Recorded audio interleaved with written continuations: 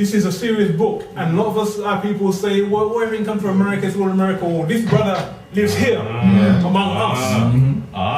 And we need to begin to honor and give credence and credit to those among us, around us, who live among us, grounded in this community. I'm not going to really hold you any longer because we know we've got a lot to get through. It's going to be a journey of our greatness of when we ruled and giving lessons and teachings to how we can rule again. Brothers and sisters, let's give it up for our speaker tonight, Brother Robin Walker.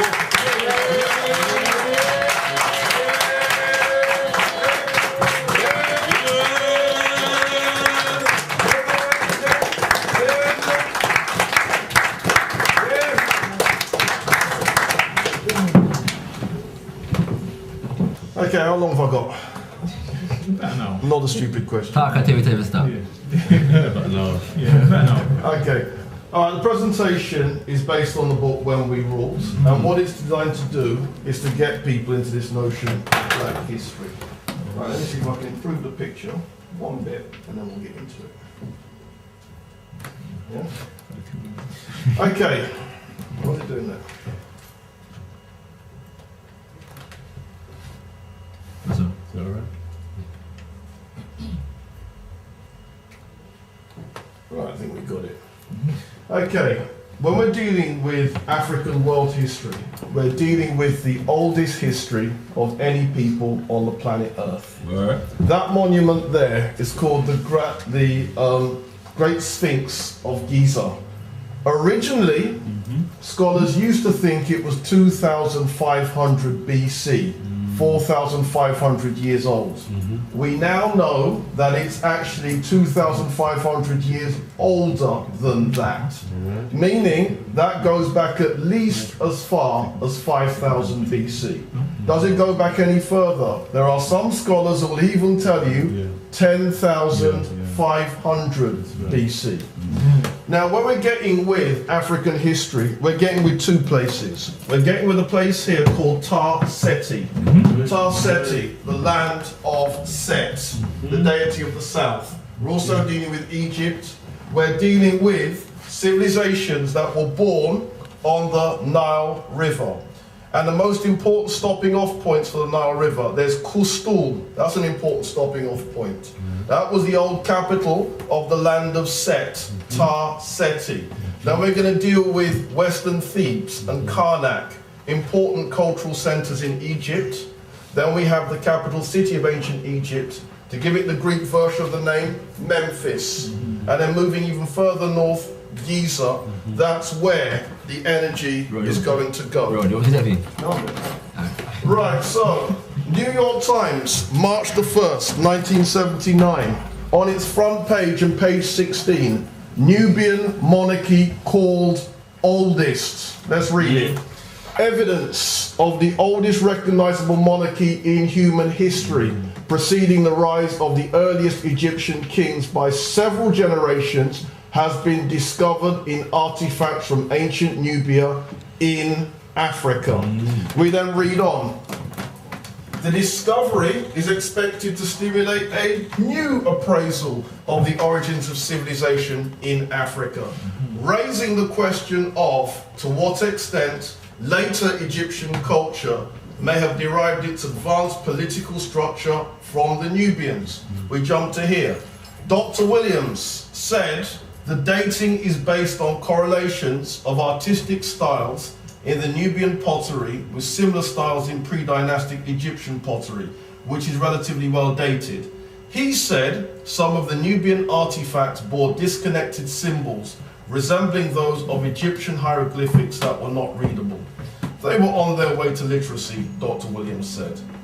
Now, what he's talking about here, they found on the Nubian artifacts, the Tar Seti artifacts, disconnected symbols resembling Egyptian hieroglyphics. But then there's an untruth mixed in. They've said the artifacts were not readable. No, he couldn't read them. And the reason why he couldn't read them is that they were written in ancient Nubian. He could read them had they been Egyptian, but because it's in Nubian, he's trying to read these words and they're coming out as gobbledygook. And that's only gobbledygook because he couldn't read it. That's not the same as saying that they couldn't be read, just not by him. We read on. A detailed monograph on the discoveries is in preparation, but there's no deadline and publication is expected to be a few years away. And guess what? They delivered. Reprinted from Archaeology Magazine, Volume 33, Number 5, copyright 1980. 1 year later, this article appeared, The Lost Pharaohs of Nubia, by Bruce Williams. Let's read it. A newly discovered ancient kingdom is always a matter of intense interest, but when it precedes the earliest known monarchy, the unification of Egypt in the 4th millennium BC, then history itself is reborn. The place is ancient Nubia at Kustul, where the investigations of archaeological materials recovered during the great 1960s rescue effort has recently unveiled a birthplace of pharaonic civilization several generations before the rise of the first historic Egyptian dynasty. Right, let's do some analysis of this. We've been told that history used to begin with the unification of Egypt. That's where the upper and lower lands of Egypt were brought together and unified. According to this article, that took place in the 4th millennium BC. That makes sense? And then obviously Nubia is before that. We're feeling this. Yeah. However, 4th millennium BC, 3000 and something BC. That's based on their calculations. My calculations say it happened in the 6th millennium BC, which is 5000 and something BC. Or to be exact, first king of Egypt, 5660 BC, Pharaoh Name. Therefore, this took place 5900 BC. That makes sense? Yeah. So there's the beginnings of African history. Recorded African history, 5900 BC. We get a line of 9 pharaohs of Nubia. And then when we get to the 10th pharaoh of Nubia, we get the rise of the first pharaoh of Egypt, 5660 BC to 5598 BC. He reigned for 62 years. And his name was? This particular person, okay, you can use what some people do. There's a tradition of writing African history using Greek names because the earliest documents are in Greek. Right. In which case he becomes Pharaoh Menes. African name Pharaoh Mena or Pharaoh Name. And the reason why we've got 2 names is that there's a Horus name and there's a Set name. These are 2 of the ancient deities of ancient Egypt. Does that make sense? So I prefer to use Pharaoh Mena, first king of the first dynasty of ancient Egypt. Now, in a fair world, this face should be the most recognized face in human history. Everyone should know who this person is. Now, what do we know about this face? The portrait statue was dug up in 1920 odd by Sir Flinders Petrie, Englishman. Sir Flinders Petrie brought the statue, this portrait statue, brought it to London, where it is now housed in the University College London, the Petrie Museum of Egyptian Archaeology, which is on Mallet Street. And when you go inside Mallet Street, you ask for the Petrie Museum of Egyptian Archaeology, ask for catalogue number UC15989. That's what they'll show you. Which means that they've known this stuff since the 20s. And therefore what they presented as Egyptology has essentially been a joke. And they've been laughing at us because they know they have this portrait. One more thing about this portrait, also ancestor of Mr. Michael Tyson. Easy. Everyone's thinking, who's Michael Tyson? Right, Pharaoh Binethris, Pharaoh of the 2nd Egyptian dynasty. Now people are thinking, Robin, what's a dynasty? A line of kings belonging to the same royal family. So Mena plus 8 members of his family, a time period of nearly 300 years. That's dynasty 1. Does that make sense? Yeah. Right? This guy, Pharaoh Binethris, plus 11 members of his family, they ruled as dynasty 2. And then the dynasty 2 period is the beginnings of where the Egyptians start to build grand monuments And the beginnings of the monument building is the last pharaoh of this guy's family. His name is Pharaoh Karsekemui. Then we move to Dynasty 3, where we have Pharaoh Zosa and 5 members of his family ruling as Dynasty 3. Then we have Pharaoh Khufu and 7 members of his family ruling as Dynasty 4. Then we have Pharaoh Sahura and 9 members of his family, Dynasty 5. And then we have Pharaoh Pepi and 6 members of his family, Dynasty 6. That takes us from Dynasty 1 to Dynasty 6. This is what scholars call the Old Kingdom period. Now, I've just done it, I've just talked about it in less than 5 minutes. We've actually traversed 1,472 years of black history. Does that make sense? Yes. A line of 55 glorious rulers. Now, during this period, you may say, what was going on in the rest of the world? We can be absolutely specific what was going on in the rest of the world. Okay. Jack, squat, diddly, nada, nisht, nil, qua. We can be absolutely specific.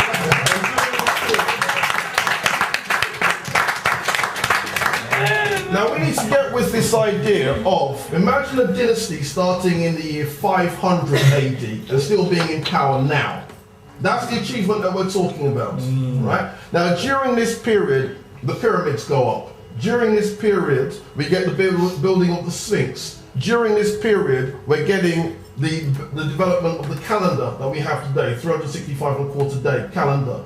During this period, we get the first hieroglyphic texts, the first religious texts inscribed in the pharaoh of Dynasty 5, Pharaoh Unas. They're called the pyramid texts.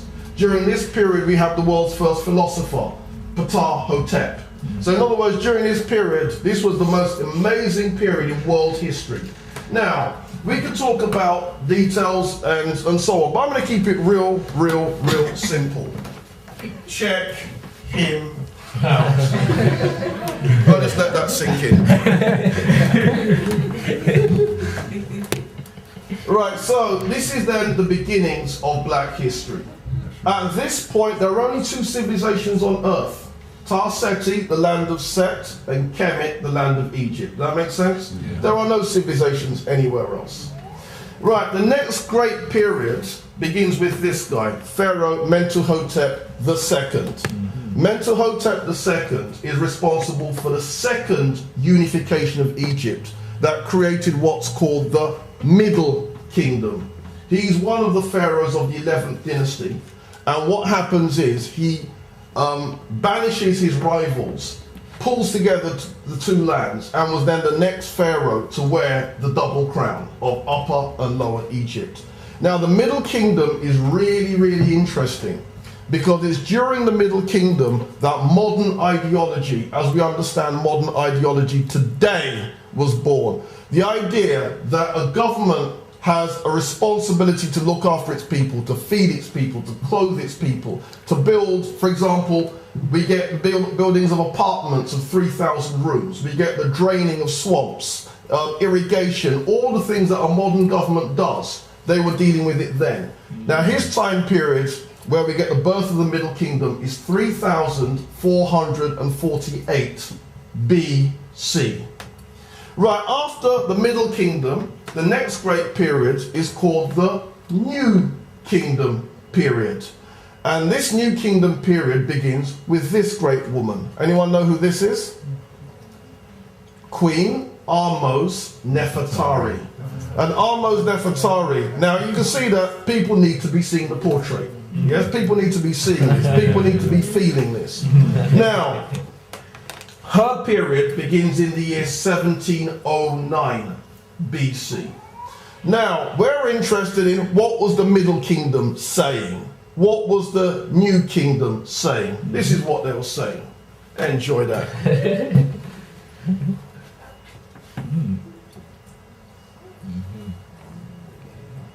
You enjoying that? Okay, now we're going to take a slightly different angle. And now what about that for a photograph? And it's actually one of my brethren that took that, Alan Mitchell. And I told him, get images where there's people in the photograph, so that way we know how big the monuments are. Okay, this is called the Temple of, wait for it, Amen in Karnak. Now, did I just say Amen? Right, so those of you who end your prayers forever and ever, Amen, you better know who you're praying to. Oh, whoa.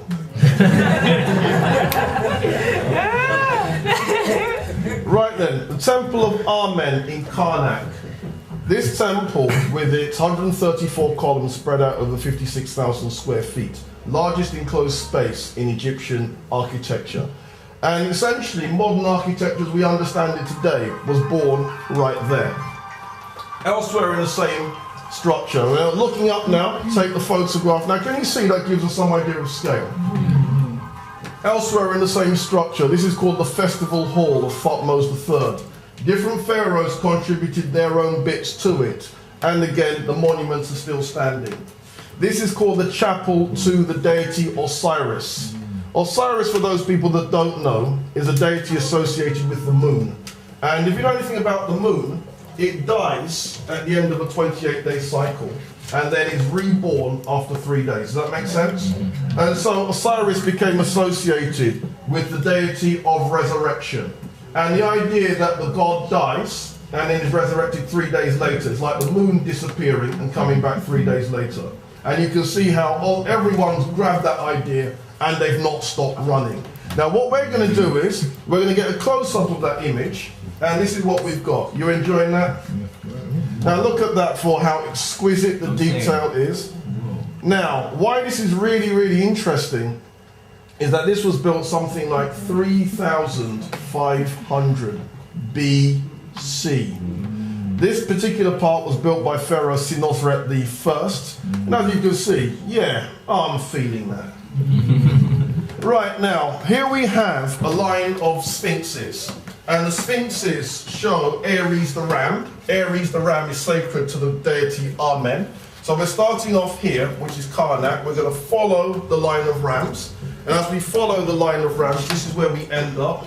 It's a bit like we're starting off here, which is Karnak. We're following the road. We've got this double line of rams till we end up here. Now, essentially, we're moving 2 miles across the city of Karnak / Thebes. This city originally had a population of 1 million people. And then what you would have would be mansions along the edge of the city with 50 to 60 rooms. Yes? In other words, Cushites was living large. Now we're going to go to the other end of the complex, and here we are now. This is in Luxor. In other words, we've moved 2 miles away and we're still part of this temple complex. Now, why this is really, really interesting is that this is one of the largest examples of temple building built anywhere on earth by any group of people. Okay, now we're going to move into next gear, and we're going to deal with some more civilizations in Africa. We're going to deal with what W.E.B. Du Bois calls Ethiopia, 650 BC. Another name for that same civilization is what we would today call Kush. We're going to deal with Benin, which is basically the southern half of modern-day Nigeria. We're going to deal with Munumutapa, which exists from about 1000 to about 1800, this massive empire here. So this is where the action is going to go next. Okay, Kush. You can see also on the Nile River, we've got places like Aswan, Dhaka, Kurusku, Semna, Kerma, Dongala, Kawa. The first capital city was at a site called Napata. Another important city was Nuri. Another important city was Musarrat. Another important city was Meroe. And I'm going to show you some of the artifacts that are part of this civilization. In 1832, a guy called G.A. Hoskins traveled across Sudan. And when he got there, he saw these pyramids and he sketched them. And he published them in 1832. Now, you see that there's some people in the picture giving us some idea of scale. And what's really interesting about the Sudanese pyramids is that there are 223 pyramids in Sudan. Now, there's 19 in Egypt. Therefore, there are more than twice as many pyramids in Sudan as there are in Egypt. Now, this is the site, Nuri, the first of the capitals of Kush. Now, ruling from Nuri, we get a very great king called Pharaoh Taharko. Some people pronounce it Taharka. Now, the same person's in the Bible where it's spelled Tirharka, same person. Now, this particular person reigned between the years 690 BC and 664 BC. He's actually the most powerful black ruler in history. Unlike all previous rulers who called themselves Pharaoh of the Two Lands or Pharaoh of Kush, he crowned himself the Emperor of the world. He crowned himself the Emperor of the world. Now that sounds a big boast. Now what's the substance behind this boast? Right, this is taken from Professor Youssef Ben Yochanan. His book is called Africa, Mother of Western Civilization. Now the details are wrong, but the sentiment is spot on. And this is where you can tell that Dr. Ben Yochanan has done more reading than everybody else. You can tell. Now, the empire of the Ethiopians wasn't this territory. Where the empire begins, it begins in Sudan. It includes Egypt. It went all the way to Carthage, all the way to Morocco, all the way to Spain. That makes sense? And then on this side, yes, it certainly went into Syria. So in other words, Pharaoh Taharko ruled 1/3 of Africa. Never been done before. Yes? Not only that, he ruled as far as Spain, he ruled here, making it quite clear that when he crowns himself as Emperor of the world, you'd better believe it, because who else is stepping like that? Now, we then have to deal with Carthage, because the Kushites set that civilization up. Now, what's really interesting about Carthage, now can you see that looks a little bit like Rome? Only one problem, it's older. So let's correct the facts. Rome looks a little bit like that. Right, now Carthage was founded in the year 814 BC. And it was founded by people coming in from the Middle East, black people coming in from the Middle East. But when Taharka builds his empire, massive Kushite influence goes into there. So the deity Amen is worshipped there too. The deity Imhotep, who in this territory is called Eshmun. Right, same deity, Eshmun, Imhotep, the same person, was worshipped there. Massive numbers of Egyptian and Cushitic amulets and so on have been dug up on that site. Now Carthage, for us dealing with our history, this is the greatest city in the ancient world. All products, be they animal, mineral, vegetable, all products from all over the world pass through Carthage. Carthaginian shipping was on all known seas. That makes sense? So we need to get with the fact being that even as late as the Carthaginian people, black people were still living fat. Then there's the greatest Carthaginian of them all. You enjoying that? Right, now I did some special research on this, so let me share some of this. There's some controversy in white circles over whether or not this is genuinely Hannibal, right? Right, so if anyone challenges you on this, this is what you're supposed to say. The documents tell us one fact about Hannibal. He rode the sole surviving Indian elephant. So that's what we're looking for. What kind of elephant is this? It's an Indian elephant. African elephants have a different shaped back. An African elephant's back curves in. The ears are much, much bigger. There's an apron hanging underneath the legs. Does that make sense? That is an Indian elephant. Now, once we know by Polybius and Livy that my man rode the sole surviving Indian elephant, it's that. Yeah? And if that's one side of the coin, then who's this? There it is.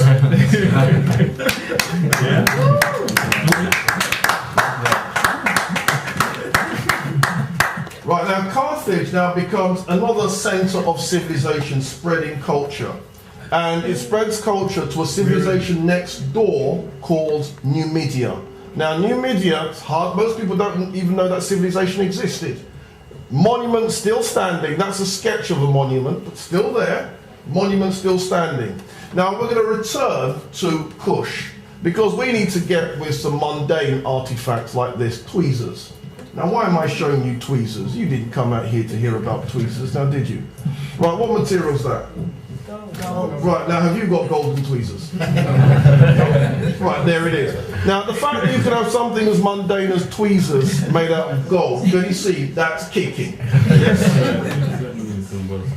Right now, in the 1820s, a guy called Giuseppe Fellini discovered the pyramid of Queen Mother Amarni-Shekheto. That's what the pyramid looked like when he got there. That's what the pyramid looks like now. In other words, what happened? They destroyed it.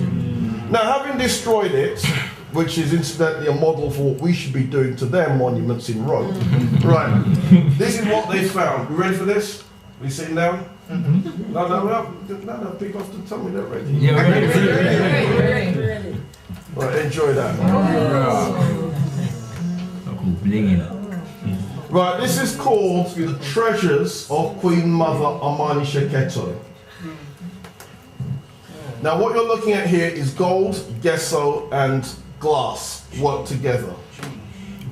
Right then, now, the Kushites, they came up with a new writing script, and the new writing script is called Meroitic. So just as we've got writing in ancient Tarseti, just as we've got writing in Egypt, just as we've got writing in Carthage, just as we've got writing in Numidia, you've now got a new writing script in Kush.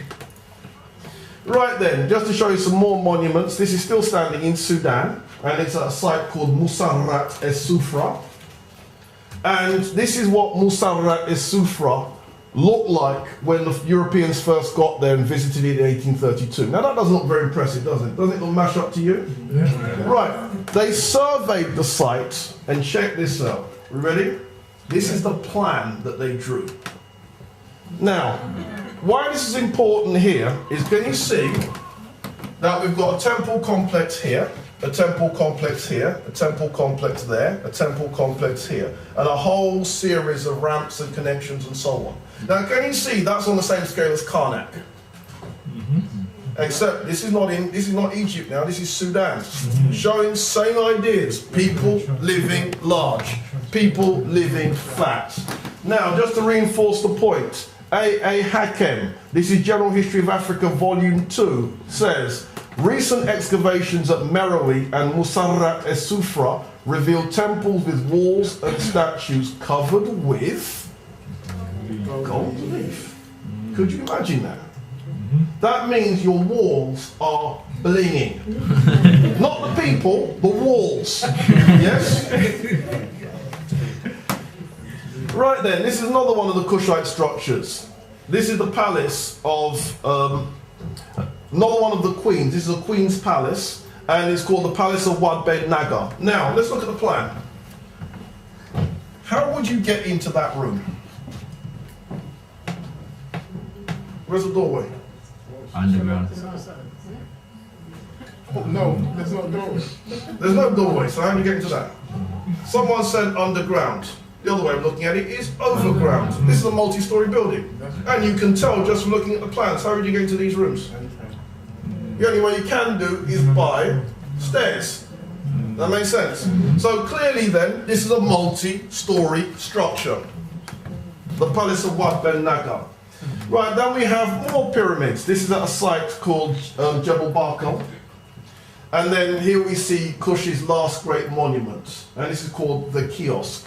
Now I'm going to show you one of the last dated artifacts from Kush, which brings the story to 300 AD. Now what's this? This is gold, gilt, and glass. And glass, exclamation mark, exclamation mark, exclamation mark. Right then, the action now is going to go to the Nigeria region. Now this is what we're going to talk about now. We're going to talk about Nok. We're going to talk about Yoruba, particularly this place here, Ile Ife. And the real place where the energy is going to go is Benin. Yes? So this is where the argument is going next. Okay. In the year 1928, there was tin mining operations taking place in Nigeria that was led by the British. These tin mining operations resulted in certain places being dug up. And as places were being dug up, artifacts were being found. And in subsequent diggings found out that there was a civilization whose very beginnings goes back to, wait for it, 4,290 BC. Yes? Now, by the time we get to the period 1000 BC, we're starting to see brilliant art coming out like this. Now, this bust, we need to examine it because there's some very, very important points here. You'll notice here that the eye is almost like triangular, yeah? The mouth here is almost like a cube turned round. You can see similar geometric shapes here. Now, the idea of reducing the shape of a person to actual shapes, geometric shapes. Now, this is what would ordinarily be called modernism. Because this is where the cubists got the idea from that you could reduce a human being's shape into geometrical shapes. But this is modernism 1000 BC. You understand? Yeah. Meaning that modernist thought, abstract thought, Africans were dealing with this 1000 BC. And then the Europeans caught up with Picasso and Modigliani 100 years ago. Oh, there it is. Now, subsequent diggings, and this was found. This is in Igbo land. There was a civilization that nobody even knew existed. And the civilization was called Igbo Ukwu. And then as people started digging, they found evidence of artifacts dated between 800 AD and 1000 AD. In other words, artifacts that are 1000 years old to 1200 years old. Now, this is made of metal. It's copper plus tin plus lead. Now, how was it made? It was made using a technique called the lost wax technique, which is where you manufacture in 6 stages. The first stage is where you take clay and you form it into an outline of this. That makes sense? First stage. Second stage, go over the clay with beeswax kept 3 millimeters thin to get all these details, including all these dots, all these repeated patterns, all this symmetry, that abstract animal. Third stage, take a second layer of clay and put it around the outside of everything that you've got. Take your, everything you've got, put it into a kiln, fire it, knowing that the melting point of beeswax is lower than the melting point of clay. The beeswax runs out, leaving a 3 millimeter gap. Your 5th stage is to take your copper, plus your tin, plus your lead. They all have different melting points. Melt them, pour them into the 3 millimeter gap, and then wait for everything to cool and harden. 6th stage, remove the outer clay, remove the inner clay, and then here we have it. Now, when I did this presentation or something like this for the University of Derby, one of the engineering students said, you know what, I've just been studying that. It's a technique used to make car parts. So remember where you heard it first. Now, you feeling that? Igbo artifact 1,200 years old. And everything you're seeing, including the cage, including the reef knots, including the insect, including the symmetry, all of that is leaded bronze, copper plus tin plus lead. Now what happens is, by the time we get to 1100 AD, the Yorubas have got it going on. And they build a city-state called Ile-Ife, the first of 16 Yoruba city-states. Now what's interesting about Ile-Ife is that it's paved. I know people misheard what I said. Is that it's paved. You heard that? Yeah. And it was paved by a female ruler who is believed to be called Oni Olowo. Now, I think that's her. Yes? Now, what's interesting about Oni Olowo is that the pavements themselves were made from rolling corn cobs. Corn cobs, zea maize, only come from one place, the American continent. That makes sense? Are you feeling this? Since zea maize only comes from the American continent, and the pavements that she had, the city of Ile-Ife paved with, could only have come from the American continent, That means that contacts between her state of Ile-Ife and the Native Americans had been made approximately the year 1100 AD. Now, why this is interesting is Christopher Columbus, we have to say, bun that. Right then, now the masterpiece of the Yoruba artist is this. This is one of the 9 Shoedi bronzes, is what it's called, made between the year 1200 and 1400 AD, made of copper. Now, that looks like wood, doesn't it? No, it's copper. Yes? Every bit as good as anything the ancient Greeks ever came up with. Every bit as good as anything the ancient Romans ever came up with. That is absolutely exquisite. Now, the next part of the story concerns the city-states of Benin. This state was founded in 900 AD and was minor and obscure initially. But 900 AD is where it begins. And they begin with a dynasty of kings known as the Ogizo dynasty. Now that dynasty rules from 900 to 1170 AD. And then what happens is that the dynasty is then later overthrown, and then there's an interregnum period. They then send for a Yoruba ruler to start the next dynasty, which shows the link between Yoruba and Benin. Right, you enjoying that? Right, that's one piece of brass. Wow. Yeah, damn right, one piece of brass. Yes? Now, can you see why people rate this art as the best metal art in the world? You're enjoying that? Yeah, people need to know. Okay, now this shows pretty much how the city developed, right? Here we have the original layout, and then we've got the former Ogizo Palace. That's your first dynasty, 900 to 1170. And then you have the place where you've got the town chiefs and the palace chiefs. Then you've got your wards of drummers, blacksmiths, brass workers, wood, ivory carvers, yes? And then eventually the thing starts to expand. That makes sense? So this then represents where the action began, and then eventually the city starts to spread out. Now, by the time we get to 1170, we've now got a new dynasty founded by Prince Oranmiyan, who's Yoruba, who then brings a whole bunch of Yoruba culture to Benin, and then this civilization blows up, as we shall see. Right, now this is a piece of Yoruba art, and again, it's metal. Let that just sink in right there. That is metal. Okay, now it represents a guy called Oni Obalufon II. And this particular guy is believed to be the father of Yoruba metal art. And then this technique is then brought to Benin and then enabled Benin to raise its game as a civilization. Now the civilization then thrives because of trade. That is supposed to represent a Hausa trader coming in from the north on horseback bringing goods to Benin. And then eventually they would trade cloth, pepper, and many other goods. Does that make sense? And then we get links with Europe where they start trading via the Portuguese. Now, let's take a look at this. Anyone know what this is? It's a salt cellar. Yes, it's a salt cellar. Or, as they say in the University of Oxford, a condiment bowl. No, they say pass the condiments, apparently. Right. Now, 3 pieces of ivory. That bit there is 1 piece. Second piece, third piece.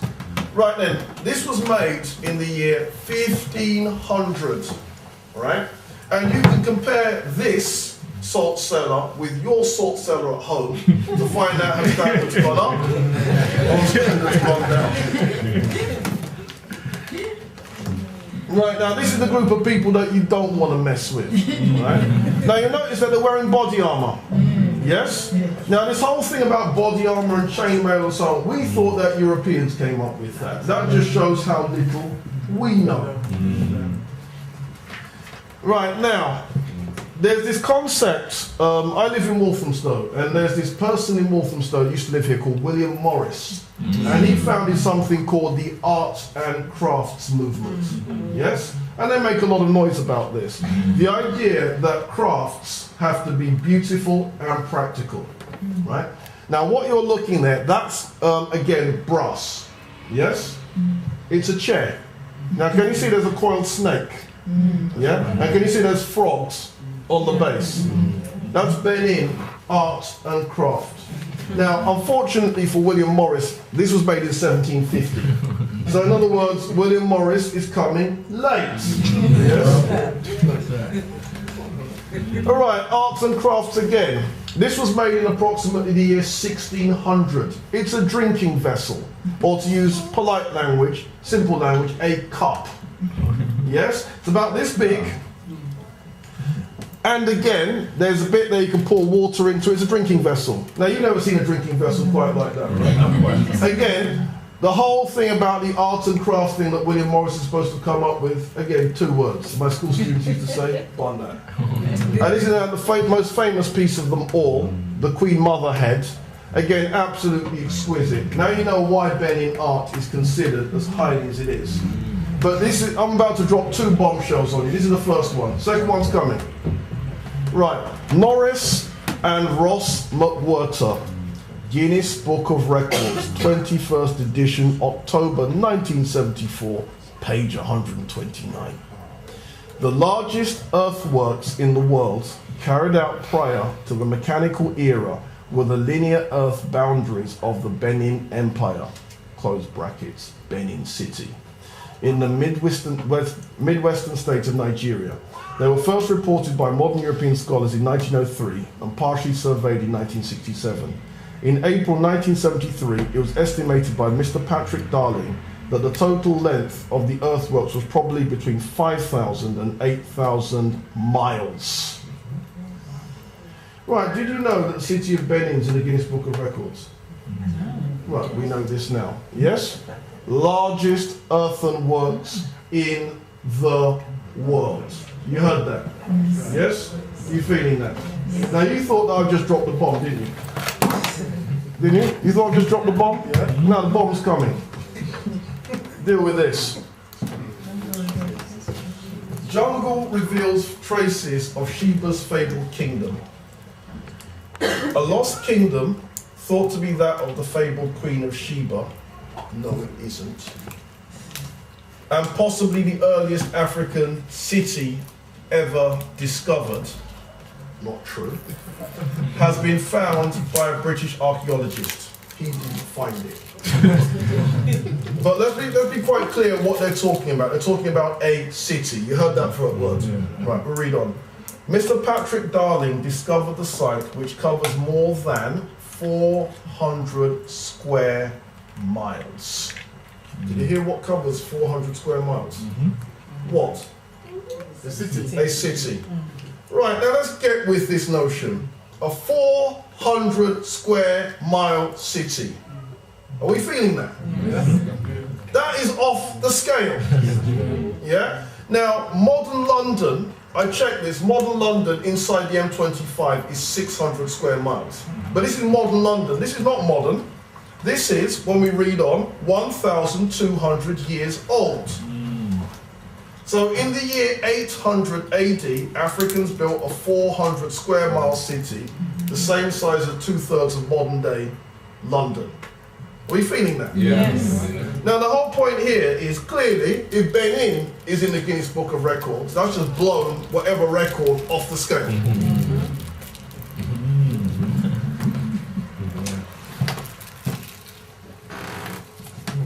You enjoying that? Wow. This was found at a site in South Africa called Mapungubwe, and it's dated somewhere around the year 1085. Found in Mapungubwe. Now, what's interesting is it's a rhino made of gold. Yes, you can see that. But what's really interesting is that the parts in South Africa and Zimbabwe where the gold mining was done, the outcrop is granite. That makes sense? Which means you're going to have to bore through granite to get at the gold. Right?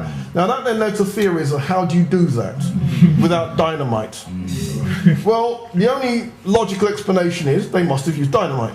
Yeah. Yes? What's more, some of the mines are 150 feet deep. So how do you dig 150 feet through granite? Again, no theory has been forthcoming.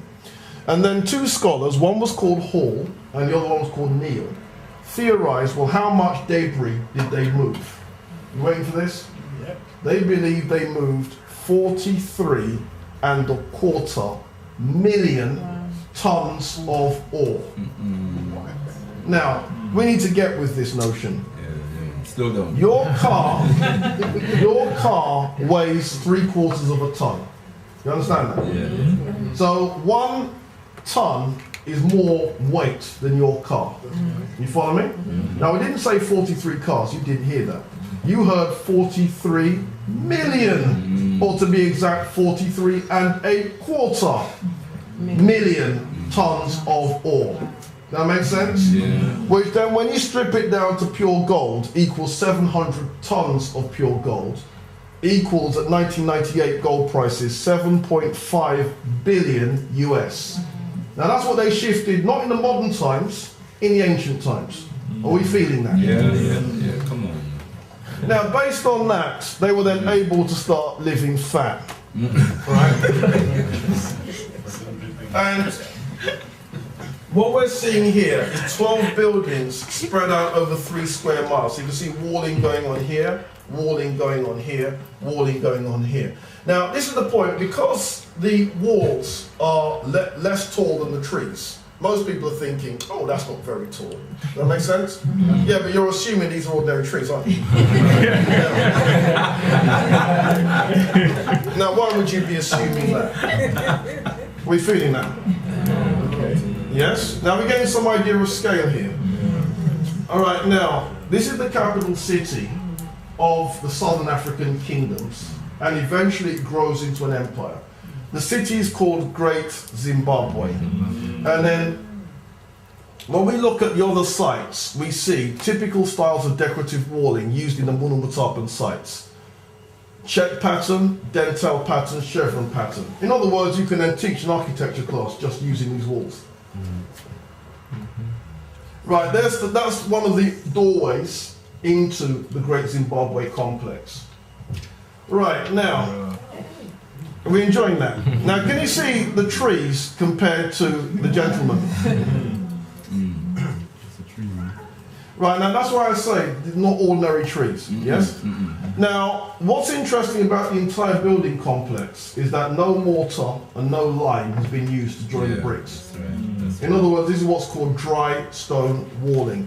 And then you can see the chevron patterns along here. That makes sense? Now, notice the chevron starts here and goes through, it ends at one particular point. Now, why does it do that? Right, inside the complex. Now, it's a shame that there's nobody in the picture giving us some idea of scale, but I can correct that. Right, that's what it's believed to have looked like. Now, my man on the left with the boxer shorts, yeah? Yeah. That's not authentic dress, yeah? I bought this picture from Mambo Press, and whereas the rest of it is happening, what my man's wearing is not happening, yeah? When you read the accounts of what people were wearing, they would have worn what's called untailored clothes. Untailored basically means toga. You know the kind of toga thing that you see the Ashantis wearing? They would have been wearing that too. And they would have had ones where you had gold stitching being stitched through the cloth. Does that make sense? And then they would be held with rosette patterns, which would be these floral patterns. Yeah? Now, unfortunately, the person that drew this hadn't read that, because had they read that, they would have made my man a bit more stush for the occasion. Right, now, you enjoying that? Right then, now one of the rulers of Great Zimbabwe conquered a large chunk of southern Africa and then built the empire of Monomotapa. Now, Africans say Munu-Mutapa, Europeans say Monomotapa. So this is what's here. Let's read it. Le Grand Roi Monomotapa, the great king of Monomotapa, with his crown, with his scepter, with his cape. Does that make sense? Now that's how they would have been stepping. Now, what empire did they build? Let me show you something. Monomotapa. Monomotapa. Can you see all this? Right, now, if we look at this objectively, that's somewhere between, what, a quarter to a third of Africa. Yeah? In other words, about the same size of territory as what the Emperor of the World, Emperor Taharqa, had going on. Now, what's really interesting about this map is this here, Zimbabwe. See that? That's Zimbabwe. Making quite clear that was the old capital.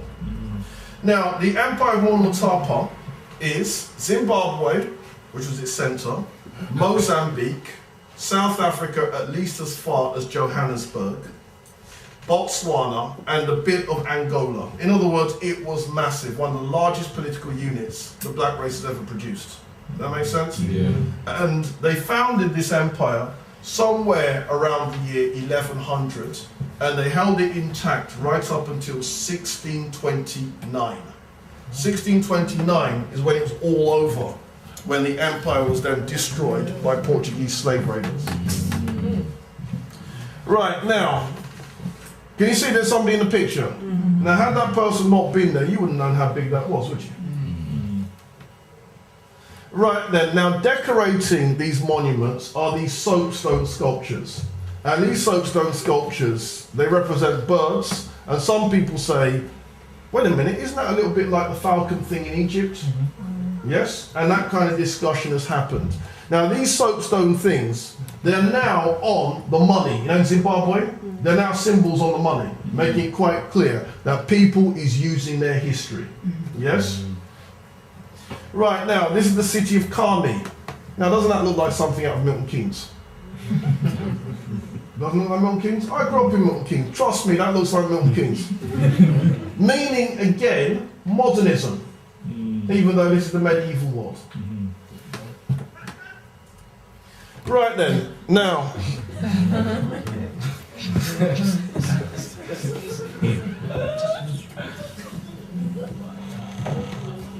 Right now, the whole point, people ask me, Robin, why is any of this stuff relevant? Now, can you see that if that's the alternative, we need to get with our history? Now, a lot of people want to blame black youngsters for gun crime and other things. Remember, black youngsters are only a reflection of black elders. So if there's gun crime, black elders can't say it's not their fault. It is their fault. Yes?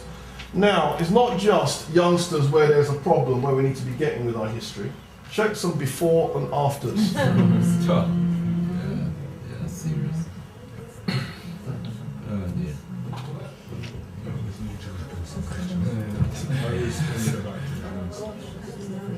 Right. Now, the before and afters, this is what happens when people don't know their history. And if you don't know your history, if you don't think your history is relevant, then you'll end up doing all sorts of negative things to yourself to try and look like some other group of people. Yeah. Whereas you don't need to be doing that. That's right. Now, just to bring the history relevant, problem 24 in the Rhine Papyrus, by which the problem is solved by means of an unknown quantity, aha. This is the earliest example of algebraic procedure. Right, did we know then that black people invented algebra? There's the proof. And therefore, if people knew their history, if people knew that their history was relevant, then they wouldn't want to be trying to aspire to be somebody else. That's right. That's right. Right, the calibration of the Karnak water clock. Right, let me explain this. Right, what's going on here? There's a water clock where if you look at the inside of it, we've got it divided up into 1, 2, 3, 4, 5, 6, 7, 8, 9, 10, 11, 12 months, right? And then at certain points of the month, the days get longer and shorter. Does that make sense? And therefore, the calibration of the holes is different. So each hole is 1 hour. So you get it? So when you fill it, there's your first hour, second, third, fourth, fifth, sixth, seventh, eighth, ninth, 10th, 11th. You follow me? And then by the time it runs out, 12 hours. So we've got 12 hours of the night is what this actually represents. Now, the idea of the hour That's an African concept. We invented that. The concept of time is an African concept. That's right. We invented that. So we've got the concept of numbers and algebra. We've now got the concept of time. And then when you put the two concepts together, you can then start mapping the heavens. And mapping the heavens gives you the notion of the year. Now, this is important because this is on the, what they call it, ceiling of a monument called the Temple of Dendera. And on the Temple of Dendera, let's look at some details we see here. Here we see what's clearly Sagittarius. See that? See this? Leo. See that? What else can we see? Two fishes. Pisces. Yes? And then we can then go on pointing out this or that, yeah? Now what's the really interesting one? This one right here. Yes? Cancer. But it's not a crab, it's a dung beetle. Because of course, Europe is what turned it into a crab because they don't have dung beetles. The fact that that's a dung beetle, proof, yes? Africans came up with this. And this concept here, the 12 signs of the zodiac becomes the 12 months of the year. And then later religions will turn it into the 12 tablets of Gilgamesh, which is what the Sumerians were running with. The 12 labors of Heracles is what the Greeks were running with, you follow me? And then certain religions then turn it into 12 tribes of this, 12 disciples of that. Are we feeling this? Yes. Right, then we have, you know the whole thing about us above, so below?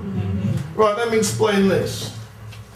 When Christopher Columbus was running up his mouth about having discovered the Americas, a Turkish admiral called Piri Reis realized then, as most of the Islamic world did, Columbus is a fraud. And my man didn't just say Columbus is a fraud, he proved Columbus is a fraud. And the way he did it is that he assembled maps that go all the way back to the Alexandrian period of Egypt. And then once he assembled those maps, he then published the composite map. Does that make sense? Now can you see that's the coast of Africa? Where's this? That's Brazil, surely. Where's this? Mexico. These islands here, where are they? The Caribbean. So here we see South America, Brazil and so on, has already been mapped. Are we feeling this? Mexico and those places have already been mapped. Now you'll see that the map tears at this point, right? And then the research went to a cartographer at the University of New Hampshire. The cartographer's name was Professor Charles Hapgood. And then Hapgood and his students, they worked on this map to work out where was the geodetic center of the map. That makes sense? Because the map's torn. So you have to use what's there to work out where the center of the map would be. That makes sense? Have a guess where the center of the map is. It is Africa. It's the Egyptian-Nubian border. Oh dear. That means that whoever was responsible for mapping this, they were standing on the Egyptian-Nubian border. Okay. Yes? Right, now we talked about the mapping of the heavens, we talked about the mapping of Earth, now we're going to talk about the mapping of inside a person. Right, there's a scholar called Naim Akbar, and he's one of our best psychologists, and he studied ancient Egyptian concepts and realized that the Egyptians had not just worked out advanced ideas in psychology, their ideas were so advanced that modern psychology is not caught up with where they were at. That makes sense? Yeah. Right, let me explain it. Here we've got some Egyptian concepts of the soul. Now, let me introduce the discussion. If I was to deal with what makes a human being, most of us would say, well, if you cut your arm off, you're still you. If you cut your second arm off, you're still you. Cut your legs off, you're still you. So there comes a point where it's not you. And where it's not you is when you lose your personality. That's what most people would think. Meaning that a human being is part physical, part personality. Or to use the Descartesian sense, part mind, part body. Now when Descartes said that, everyone said, yeah, wicked idea. Not realizing that this was about to be dug up. And when this was dug up, they found out that the Egyptians divided people into Ka, Ba, Kaibit, Ab, cat, sahu, ku. That makes sense? Yeah. So what? Once you know that the ka is the person's spirit, that's one aspect of a person. Ba, that's the person's personality, that's the second aspect of a person. Kaibit, this is the person's shadow, that's the third aspect of a person. Ab, that's the person's heart, that's the seat of consciousness. I mean, from a point, conscience, because that's what gets heavy when you do something wrong. Then you've got the kat, that's your physical body, that's what stays right here and is recycled with all the elements like everything else. Then you've got the sahu, which is in the heavens, your double. And then you've got your ku, which is the heart of the double. Does that make sense? Now, can you see that's blowing mind and body out of the water? Now, this is the point. Once we accept that a human being is all of these elements, yeah, therefore spirituality has a scientific purpose. And that scientific purpose is to unify these different cells into a coherent one. Now we have a working definition of mental illness. Mental illness is where these are not coordinated. Does that make sense? Now, who came up with this idea? Us, thousands of years ago. And we can use it if we know our history.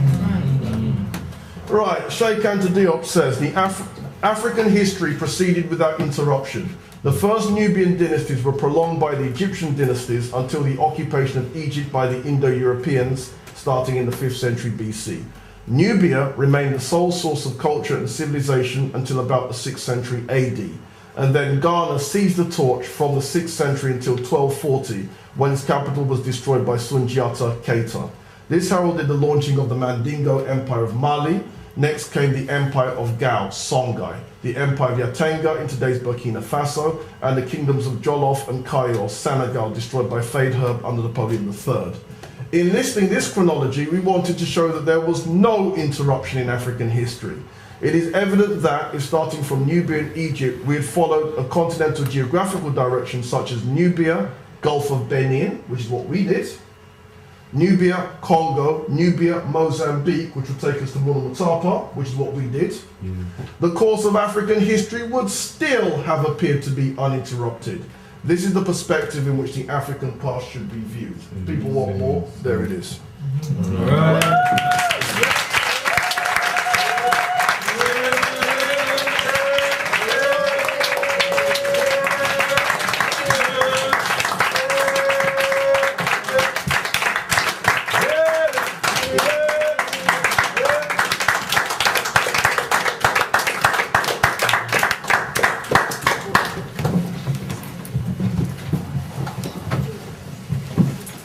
Tender mind, right. That was how many felt the years we had in about an hour. 7,000. It was serious stuff. Well worth it. I'm just gonna say, open up the floor for any questions or comments. We're a family, although some of us haven't met yet, so if that's the case, we introduce ourselves, say who we are to our family, and what we'll do is take a few questions at a time, and then we'll get Brother Robin to respond to the questions if necessary. So that's it, Brother. This is the floor of them.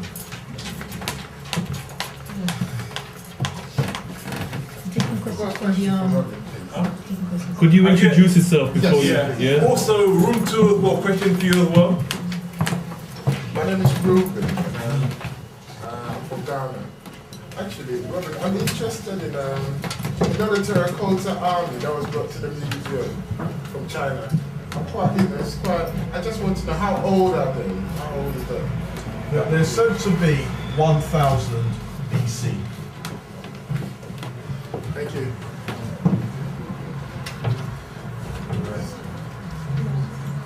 Still taking questions, brothers. Greetings, I'm Ras Kwende. I heard a young person was querying something, and I would like to query it as well.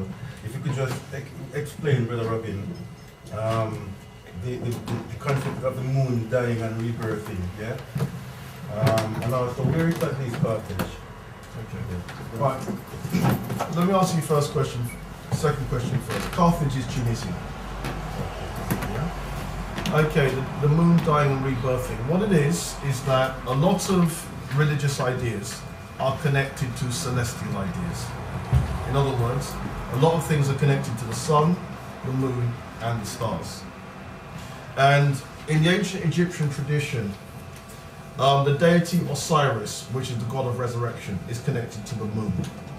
And if you know that the moon waxes and wanes 14 times in the course of a month, when we read the mythology surrounding Osiris, he's cut up into 14 pieces. That makes sense?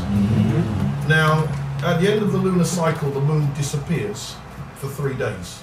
And on the 3rd day, it's back. That makes sense? Yeah. And the idea then, that was then the death of Osiris, and then 3 days later he's resurrected.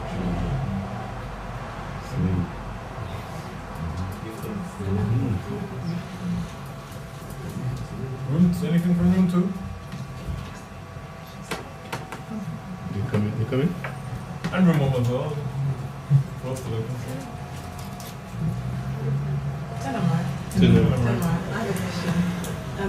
This was like a history lesson in an hour, very crammed, but what would you suggest for people who want to learn more history, i.e. adults, children, etc.? Is there anything in the community, etc. that people can go to?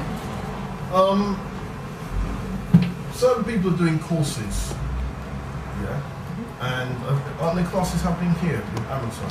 Well, Tenor. sorry, there are different history classes, but what I'm saying is I think in terms of concise history, in our schools, etc., in the book, but I mean in terms of like the people that are in the educational system, are there any kind of, I suppose,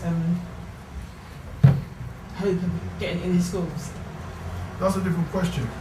There is hope, actually, but what it is that the black community has to have a strategy to lobby schools. In other words, the head of history, someone must know who that person is. Someone must know where that person eats. Someone must know where that person drinks. Someone must know where that person parties. And that person has to be lobbied. And then with some lobbying, then, you know, what parents can do is point heads of history, either in my direction or in Des Robinson's direction, and we can actually give them resources that they can use. Yeah? So there's ways and means it can be done.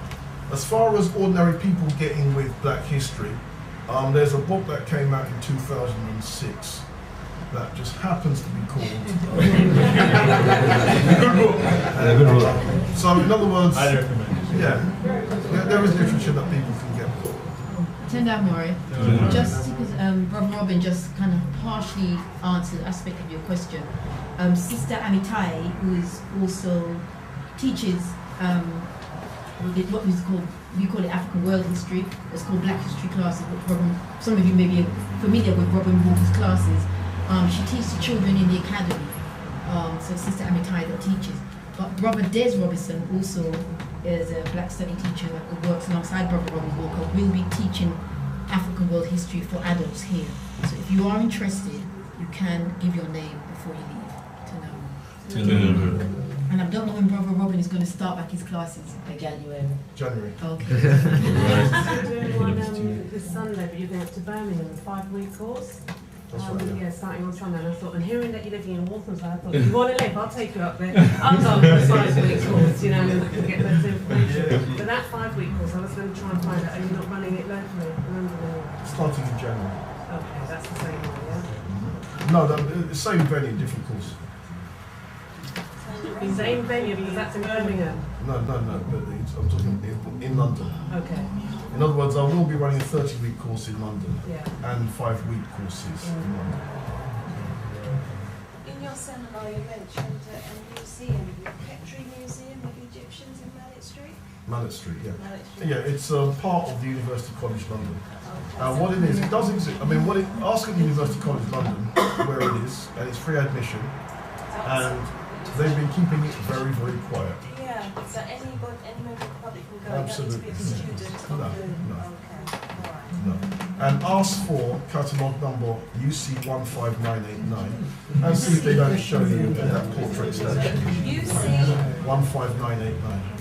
Tender reminder, please we introduce ourselves. Bear in mind as well that the camera is beaming into room 2, so if you can raise our voices as well, so our own sisters in room 2 can hear as well. Sorry, my name is Tessa. But it'd be better if Thank you for answering that question. Standing would be ideal, but you know, if you're not inclined to that, but raise your voice and say who you are. Please. No, I'm saying please. Oh, there you go. That's right. That's like a policeman.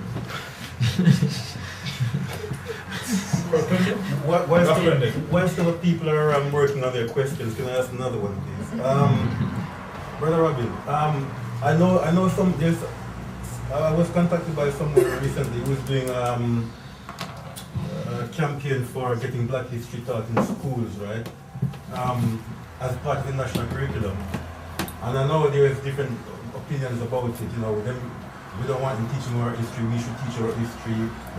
But some people say if our history is taught in schools, then a lot more children will get access to it. And you know, could you give us some ideas of what you think about teaching of Black history in school? Not just approaching the history teacher of one particular school, but nationally. You know. Thank you. Yeah. The reason why I said approaching history teachers is because that is the only way of getting Black history to schools. Not one of the ways, the only way. Now, why is it the only way? It is the, I hope people are getting this, the only way, because the government is having a laugh at the Black community's expense when they are talking about getting it into the national curriculum. And why they're having a laugh is that it's already on the national curriculum. That's why they're having a laugh. And what it is that they know the Black community hasn't read the document. And because the Black community hasn't read the document, the Black community doesn't know what's in the document. And meanwhile, the government's been laughing at us for the last 20 years because it's been on the national curriculum for the last 20 years. That makes sense? Yeah. Right, now, why haven't schools run with it? It's there. Why haven't they done it? Because nobody's lobbied the head of history to tell them this is what we want. Right, so just to substantiate what I've said, there is something called the Key Stage 2 National Curriculum for History. You are obligated to teach one of 6 civilizations: Egypt, Benin, Assyria, Sumer, Indus Valley, and Mayan. Most schools go for Egypt. It's on the national curriculum, so most schools do that. Now, why don't they teach Egypt as an African civilization? Because nobody lobbied the head of history to get them to make sure they did that. In Key Stage 3, secondary school, you can teach the history of a non-European society just so long as it's not one of the 6 that's on the primary school list. So if you wanted to you could do the Benin Empire. If you wanted to, you could do the Mulatapa Empire. So why haven't schools done this? Because no one's lobbied them to get them to do it. So in reality, they will do their own thing, Black peoples of the Americas, which is pure slave history. Yeah? Now, when the government is saying, we're going to change it and we're going to put Black history on the national curriculum, they already know it's there. That makes sense? Yeah. And that's why I say they're laughing at our expense. So, progress. If we want progress, there's only one way we can do it. Lobby the heads of history. There is no other way it's going to happen, if it's going to happen at all. But can I say, sorry, hi, my name's Marie. Because you've been an assistant, you were a teacher, yeah? And you're out of assistant, you've clearly, I mean, you've spent a lot of years researching, presentation, everything is second to none, brilliant. So, are you not passionate? Do you not feel you could go and do something? Because you know it's there and you know what to do. You know the contacts. Can you feel... see that I've got better things to be doing with my time than lobbying? Now if somebody else does the lobbying and then they point them in my direction, I can do something. No, but I've got far better things to be Okay, we're doing. not talking about lobbying. I mean, if someone an organisation organises the meeting where you're going and you're meeting with the Yeah, it's about the same thing. Okay. Whoever organises that meeting will have to lobby. Okay, but what is actually the fact that you were in the system? Have you just sort of stepped back and said, that's it? I mean, you're going out, you're doing a presentation, you're No, sending. this is what I'm doing. I'm saying to people, yeah, if they want black history in schools, Yeah. there's only one way they can do it. Yeah. Yeah. Yeah. However, my time is precious, and my time is not going to be spent lobbying heads of history. What better things to do? So if somebody else wants to do that, and they point the head of history in my direction, then something can happen. Yeah. But that's the way around. Yeah. It's going to go down. So just be on an individual basis though. Correct. Yeah. Which is not very... No, but can you see that there's no other way? Yeah. Just because it's on the national curriculum, it's been there for 20 years. Why did they do it 20 years ago? They're not going to do it unless the black community lobbies them. I would be doing a school, don't you? Sure. Question. Greetings. Greetings to Would you them. camera to see it? Your hands on Facebook. The camera. Camera. Yes, they can see it. Okay, my name is Stephen Sally. I just was very impressed with your presentation, and I just wanted to ask, there's a chart show called the Dendoran chart, which I've seen somewhere. I just wanted to find out if you could shed some light on how it was used in the past by people, and also how it relates to astrology and things like that. Thank you. The Dendera chart is symbolic. In other words, it wasn't used directly. Yeah? But why it's there is it shows what the ancient Egyptians knew. Right? Now, what it is the grouping of the stars of the heavens into houses of 12 is where we get the 12 months of the year from. That's that same concept. Does that make sense? Exactly the same concept. And so the 12 houses of the heavens becomes the 12 months of the year. And then certain constellations are associated with each house. And that tells you when we move from month 1 to month 2, from month 2 to month 3. Now, in Western tradition, we call the first month January, the second one February, and so on and so forth. Yeah? When we go back to ancient Egypt, they had their own names for each one. The first month was originally called the month of Hathor, and so on and so forth. But it's the same 12-month concept. Does that make sense? Now, the grouping of the stars into houses and then into constellations, then a whole series of stories started to develop about each constellation. That makes sense? And then those stories, the Greeks wrote it down as their mythology. That makes sense? So Greek mythology is really the start. Now, where did the Greeks get this concept from? They conquered Egypt in 332 BC, and they saw it on the Dendera something, yeah? And then what happened was, when the Greek civilization goes into decline, the Romans then become the next group of civilized Europeans. That makes sense? And because one of the Roman emperors was having an affair with one of the Greek queens of Egypt, Cleopatra VII, Cleopatra VII told her, well, the Egyptians, this is what the Egyptians do. And then that's how they ended up reforming the calendar, where you ended up with 30 months in 30 days in each month. That makes sense? And then Julius Caesar decides to big up himself and give himself an extra day, July. And then Augustus Caesar says, whatever my dad can do, I can do. So he gave himself an extra day, August. That makes sense? Yeah. And then they had to take days from February and so on, so to get it to even out. Yeah? And then, once the Greeks have got hold of the zodiac, they realised they don't have dung beetles in Greece. So what's the next best thing? Cancer, the crab. Yeah? And then the basis of astrology has been that ever since. But let's be quite clear, many other nations have their versions of it too. 12 signs of the zodiac, 12 labours of Heracles, 12 tribes of this, 12 disciples of... It's the same concept. Yeah? I just have a very quick question. I just wanted to find out, Can we you've find out what your name done... is first? Sorry? Can we find out what your name is? Oh, Lisa Lloyds. I just wanted to find out, you've done a book on When We Ruled. Have you ever done a history like Alex Haley on your family background? I understand you said Walker's a Scottish name. Have you?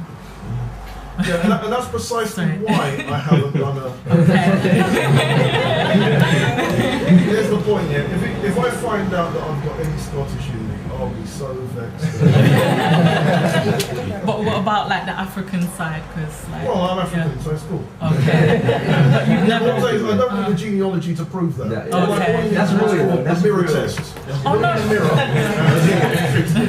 Not for the history, not for I mean like to say that you're African, but like Alex Haley to actually find out where you're from. Has that ever It doesn't interested you matter, because personally? as far as I'm concerned, whether I'm a Moor or a Zulu, I know business.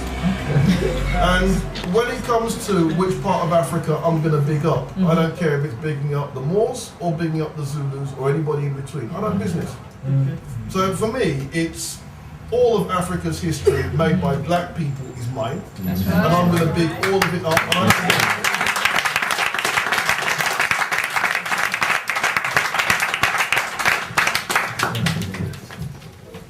That's right. First question from room 2. Any more from room 2?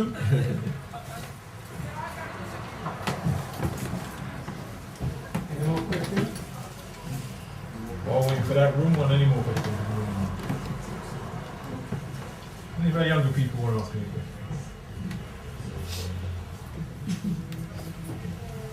Is a young brother at the front? I just want to. No, raise up the way. You know the camera really wants to raise up himself. Okay. First of all, I'm very, very honored to be in your presence. First of all, and also to say that I really appreciate all you're doing to help our history to be known by a wider people who probably wouldn't be in the conscious community to listen to what you're saying. And knowing that we've been through what we've been through, the Ma'afa and everything, how can we rebuild a way forward for us in 2007 that can recreate our past glories of the great empires we had? Because the current status of the race at the moment, we seem to be going through such a point in time where we're so disillusioned in so many things. And if we had a great past, how can we recreate that today to relive our moments as African people?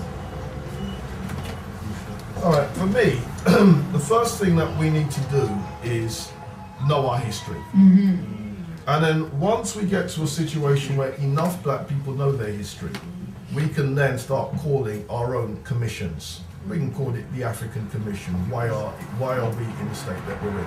That makes sense? Yeah?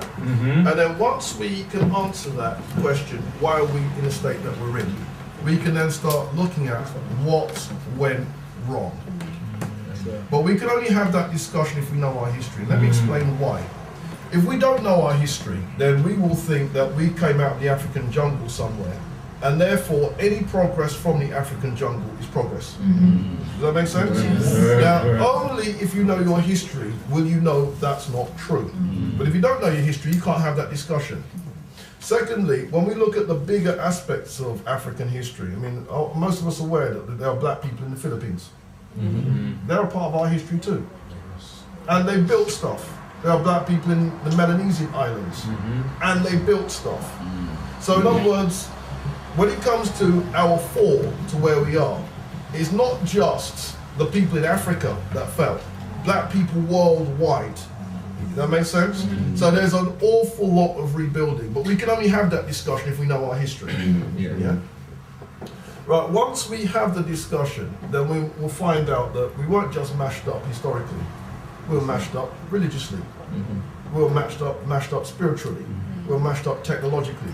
We were mashed up sociologically. We were mashed up economically. We were mashed up artistically. Just mash up completely. Yeah, and therefore, once you've been smashed up in every single area, you have to rebuild in every single area.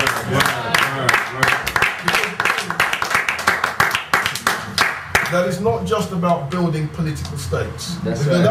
That's just rebuilding the politics. That's right. It has to be rebuilding the economics, That's right. rebuilding the science, That's right. rebuilding the technology, rebuilding the arts, rebuilding the religion, rebuilding the sociology. You follow me? Education. All of this has to be there. That's right. Because the one that's not there will be the ones that our enemies will use to mash us up again. Word. And that's the scale of the rebuilding. So what it means then for us now is that we have to not just know our history. The history is the beginning, but we have to be knowledgeable about what do we mean by black political science. We need to know how that works. What do we mean by black economics? We need to know how that works. What do we mean by black sociology? We need to know how that works. All of these areas, because anyone that's missing will be the same area that will be used to undermine us.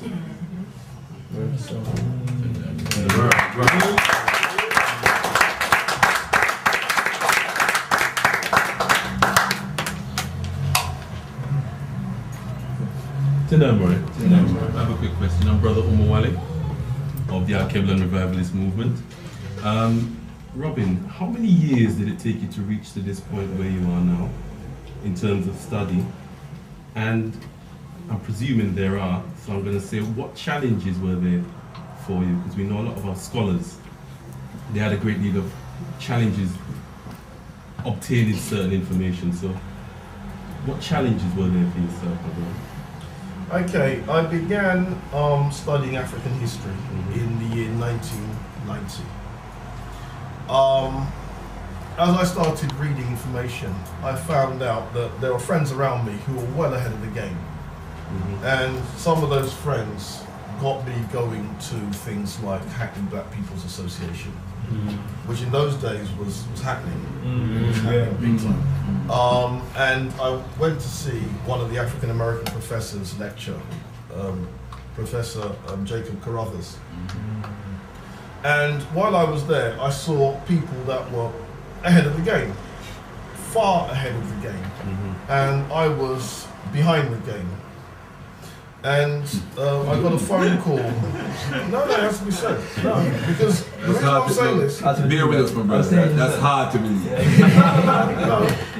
And what happened was I got a phone call from a girlfriend saying that there's a guy called Femi Biko and he's teaching something. So go.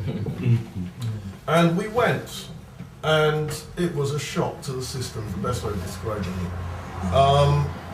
And I studied with Femi for a few years. I studied with one of his students, Mr. Kenny Bakey. And at the time I was a night porter in a hotel. And so I could study during the night because everyone's asleep. Yeah? And so that's what I did. And Femi asked me to teach one of his courses at New Initiatives, which is in South London. And at some point I bumped into a Zimbabwe gentleman called Fari Supia. And Fari revolutionized my work. I met a Nigerian gentleman called Benebi Benatari, who also revolutionized my work. And the concepts that these two men brought to the game elevated the game. And so much so that I regard Benebi's one of the greatest geniuses our people have ever produced. And Fari is going to be the next Diop. Yeah. So being around these people, they were able to critique my work in ways that was constructive. Ray Bowen also critiqued my work in ways that was constructive and got me to raise the game. And, all right, cut a long story short, 1999 I wrote Classical Splendor, Roots of Black History. A lot of people who should have been feeding that book weren't. And I had to ask, well, why? You should be feeding this book. They weren't feeding it. And so it was back, back to the drawing board. And then the result was 2006 when we ruled. Right, you said problems. There hasn't been any really. It's just, the only issue has been the kind of, if someone critiques your work, it's very tempting to go on the defensive. And I don't go on the defensive. If someone's got something to say, you listen to it, and if it raises your game, run with it. And I have to thank Ray Bowen, Fari Supia, and Ben Aby, because my game would not be where it is if it wasn't for them and the standards that they set.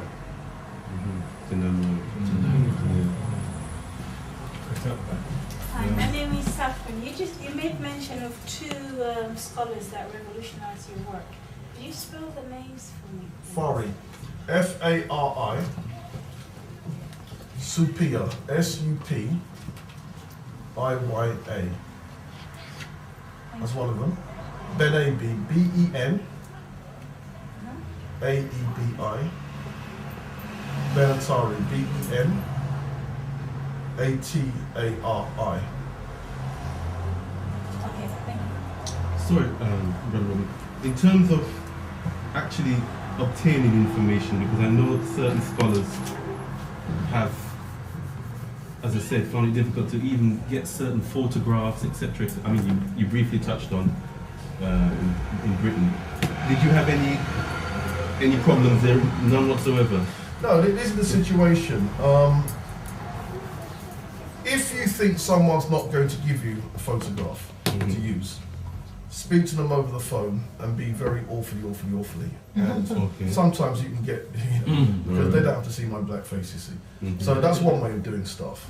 Another way is bum kissing. Sometimes it has to go down that way. But it has to be said, there have been some people that have, there have been some people that really stepped correctly. I mean, I'm very impressed with the Sudanese ambassador who said to me, "You want a picture of what?" "Yeah, so it's hanging up on my wall. What do you want to do? Do you want to take it away? Do you want to photograph it? What do you want?" And the guy basically had a picture like this of the kiosk in the city of Naga. And he let me, doesn't know me from Adam, let me take it away, get it filmed, and I returned it to him. You know what I'm saying? You had stuff like that. Yeah. So yeah, I mean, same thing. The Nigerian embassy said to me, "Well, you want to look around? Yeah, photocopy what you want, and just let us know afterwards." So, yeah, people stepped up, and also I had as well. A lot of black people putting their hands in their pockets to buy photographs, and that's one message as well that I want to make people to know.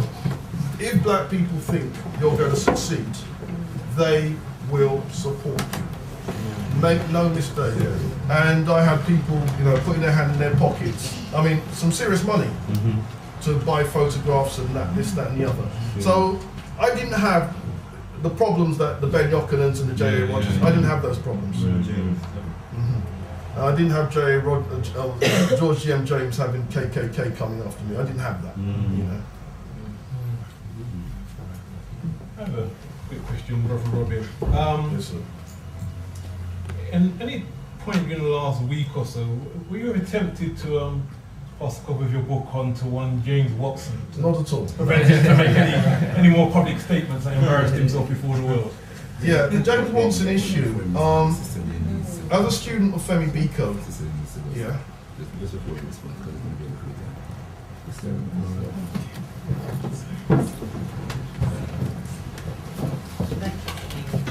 Thank you.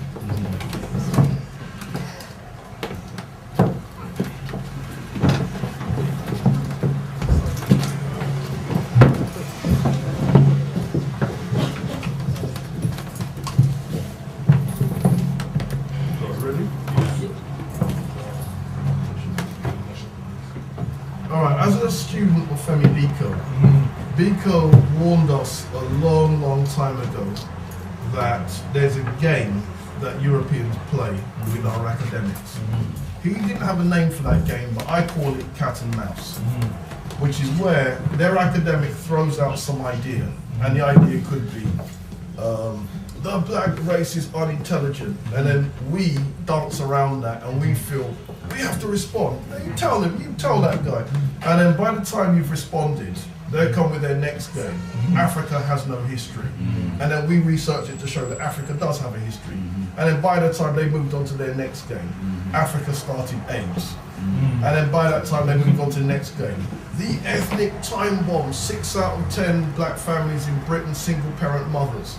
And then by that time they moved the game on to black people, 10 times national average, HIV. You can just see where it's going, yeah? And there comes a point, as Dr. Biko says, where we just have to say, listen, bun that, yeah? And don't get involved, yeah? Now the bottom line is that Mr. Watson, as a geneticist, would know that he's talking doo-doo. But let me explain why he's talking doo-doo. If a trait has a genetic basis to it, black people will be at one end of the trait, and they'll be at the other end of the trait. And the reason why we'll be at both ends of the trait is we can't be compared to any European or Asian ethnic group. Why? We are the mothers and fathers of humanity. And once that fact is understood, we're going to be at one end of the trait and the other end of the trait. And that goes for all genetic traits. So for my man to claim that black people are at one end only, you know he's lying. Now, there's some other question marks that need to be raised because I gather my man's supposed to be the father of the double helix. Yeah, now, I would wager that he didn't find that. I would wager that his research is a fraud because his statement is not consistent with someone who knows what they're talking about. And therefore, I would want to question whether or not he actually did that research, or whether or not, in other words, we need to put him on the defensive so that he has to justify, did he actually do that paper or did he fake the paper? Because that statement coming from his mouth would imply he faked the paper. He actually did a veiled apology and then said that what he is quoted as saying has no scientific theory behind it. So he actually made those pronouncements before he was kicked out of the UK. So he was trying to sort of soften it. And cover himself. Here's why. Had he not said, and those people who have black employees know what I'm talking about. Had he not said that, he could have got away with everything else. Once you then say, and people who work with black employees know what I'm talking about, there's no way that both statements can be misquoted. So I would say, if the black community is going to be proactive, we should try and get him to justify, not what he said, his double helix research, because I think the helix research is a fraud. And he should have to come back to say it's not a fraud. That's where, and that, can you see now, he's not playing cat and mouse with us. We're playing cat and mouse with him. Sounds a little bit like office games. If you put yourself in a working situation where someone will always try and make you run around the office, don't run around the office, you let them run around. Absolutely. Question on that. My name is Karen. I just wanted to say, in terms of that DNA double helix theory, it's not necessarily that it's a fraud, but he actually stole it from one of his female colleagues. Like him and his partner Crick, they didn't actually come up with it. They actually ripped it off completely, and then accused her of being mentally unstable or something like that. If you steal it and put it as yours, that's wrong. Yeah, but she worked on it, but she didn't get any credit for it. They just took the research and just left her out completely. They didn't really come up with it themselves. Oh, there it is. No, thanks for that piece of information. Then, my brothers and sisters, can I just use this opportunity now to pass the collection bowl around, brothers and sisters? Please, liberation bowl, I should say. Please give generously, brothers and sisters. Yeah.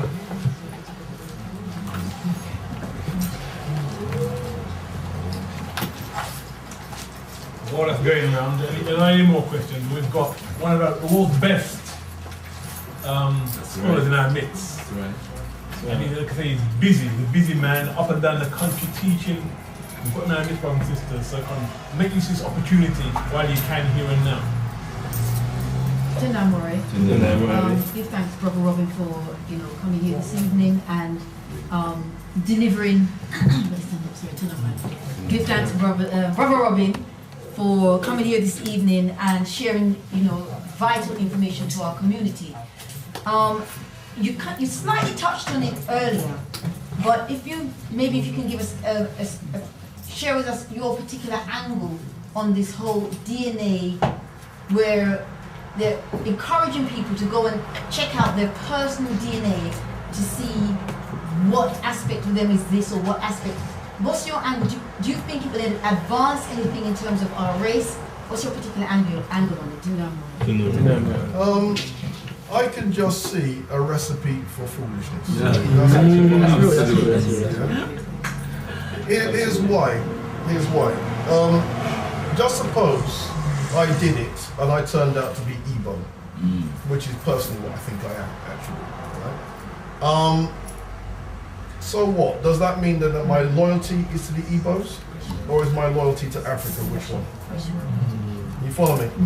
Now you can just see that if every black person in diaspora tested themselves and you turned out to be Igbo, I turned out to be Yoruba, you turned out to be Hausa, you turned out to be Fulani, are we on one program or are we on 4 programs? Which one? Tell them money. Half the time you turn out to be 40% German. Yeah, that's what I'm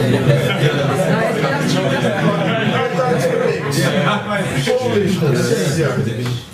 Now, the first program, what that's what the man tried to do. People are 40% or 50%. Yeah, that's what they want to do. And then showing two white people and them turn out to be Igbo. And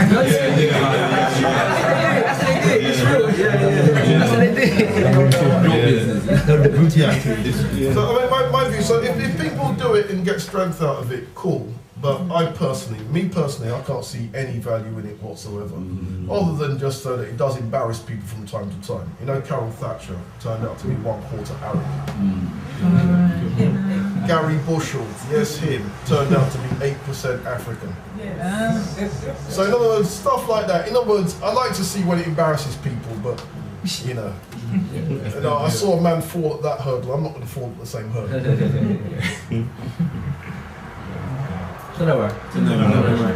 Once again, you thanks for coming and presenting.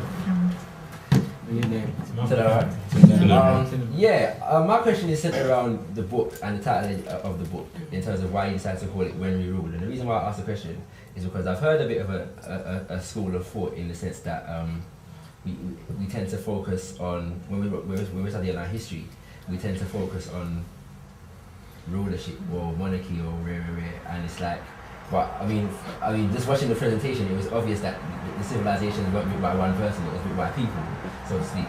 But I don't know, what's your position on the whole When We Ruled thing, and why did you decide to call it that? And what's your answer to people that would criticize you based on the fact that you called it When We Ruled, and you know those kind of things? Okay, that wasn't going to be the original title. The original title was going to be When We Were Kings. Okay. I took it to my publisher, Patrick Vernon, and he said, "Why not make it gender neutral?" Yeah. So so if you turn When We Were Kings into gender neutral, When We Ruled, right? And the advantage of When We Ruled, the fact it's 3 W's, and my surname is W. That means anyone going into a bookshop, they can't not find the book. You get it? Because there's only one place you can put the book based on that. Right, so we're thinking about that too. Right. Okay, now the title of the book, When We Ruled. Let's be quite clear. When we deal with history, any history, history of any people is about their greats, is about their achievements, it's about their grandeur, it's about their majesty. Any people. Because history, Maulana Karenga says, is the record and process of a people engaged in struggle to shape the world in their interests and images. So if you're being shaped, it's not your history, it's somebody else's. Therefore, our losses and our defeats is not black history. Yeah? Now, we need to know our losses, we need to know our defeats. So based on that, every chapter in the book is about how the civilizations were built, how they rose, and I do talk about how they fell. Why? Part of this whole thing about the commission idea. We need to know why we fell. But the bottom line is that the grandeur of our history is not when we fell, it's what we built. So anyone who says, but Robin, isn't that right wing? Shouldn't we be talking about the ordinary person? I deal with the ordinary person too, but within a context of a high civilization. And our civilizations, it has to be quite clear, the civilizations I'm dealing with in the book and the civilizations of our past were high civilizations. Now, a lot of people want to half step on that. They want to present Egypt as a high civilization and the rest of Africa as jungle cultures. I'm not feeling that. And you ain't going to get that coming out of my book. So the whole thing then about When We Ruled. The other thing too was putting When We Ruled and putting Queen Tia's face on the front cover. I can't believe that anybody could walk past that and not pick the book up, if only to find out who we is. You know, it says When We Ruled. We were thinking that too.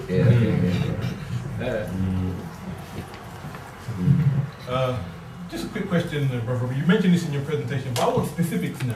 When you're going through the early kingdom, middle kingdom, etc., and what's going on elsewhere in the world, just give me, at least not much. But actually, what? Give me some. Okay, but there were people there, so what were these people doing? Og. That's what they're doing. Okay, just so we're clear. Okay, let's be quite clear. Let's be quite clear. Give them huge garbage heaps. Well, yeah, that assumes that they made something and threw it away. You're the professor. Why would we be assuming that, sir? Alright, very simply, let me give you some kind of timeline. Alright, 5900 BC, Tar Seti, land of Set. Everywhere else on the planet, including Egypt, Og. Yes? 5660 BC, Egypt is now civilization. Everywhere except Tar Seti and Egypt, Og. You get it? 3300 BC, Sumer, the first civilization in Asia. Yes? Heard of the Sumerians? Now what you didn't know is they were us, speaking Niger Congo, an African language. Yes, they were us, speaking Niger Congo. Apart from those three civilizations, Tar Seti, Kemet, Sumer, everybody else, Og. 3150 BC, Elam rises. Elam is next door, Iran. They were us. And black Susians, as they're called, they're still there. 3000 BC, Pakistan, there's a civilization called Indus Valley. And guess what? They were us too. And this will shock people. There are 100 million Negroes in modern day India. Exclamation mark, exclamation mark, exclamation mark. And this 100 million people, they carry something called sickle cell. Not to be confused with light-skinned Hindus who've got thalassemia, sickle trait, different disease. Yes? So there's a clear demarcation line of who's us and who's not. So can you say that again? 100 million Negroes in modern day India. Yeah? Right, now, the reason why we need to know this is that, again, that's again us. So by the time we get to about 3000 BC, you've got 6 civilizations on the planet. What's the rest of the world doing? Now, 2500 BC, Stonehenge goes up in Britain. Yeah? But there's controversy over who built it. Because logic would say, of course Europeans built it, it's in Europe. Do you know that Europeans don't say that? No. All right. Straw poll, how many of you did Stonehenge in school? You specifically did it in school, specifically. You know it's not on the national curriculum. No, it's not. I've read the national curriculum history documents. Stonehenge is not on the national curriculum. Right, would anyone like to speculate why it's not on the national history curriculum? Surely it should be the national monuments of Britain. In other words, they know there's a problem. That's why they don't go there. You follow me? And they really don't go there. Similarly, there's monuments just like Stonehenge in France, and they've got the same problem. In France, they don't go there. You follow me? So even when we see civilization of sorts, like Stonehenge and all the rest of it, Europeans don't go there because they know there's problems. So what they do is they just leave that one alone and hope that you're not going to bring it up because they're not going to bring it up. Yeah? Okay, European civilizations, we know it. The first one is Greece, 750 BC. The second one is Rome, 400 BC. Outside of Greece and Rome, everywhere else is Og. Get it? And then the Romans, they conquer Britain 43 BC or 43 AD, can't remember, under Julius Caesar. And it's them that civilized the people of Britain. And guess what? The Romans claimed that there was 2 populations living here. One was white, and who do you think the other one was? Us. Yeah? And that's the population who built Stonehenge, by the way. Yeah? So in other words, we can then so in other words, when Europeans talk about their history, they begin with Greece and Rome. They're only dealing with within the last 3,000 years, because that's what they're comfortable with. Outside of that, they're not there. And then outside of 2000 BC, the Semites aren't there. Yeah. Question here.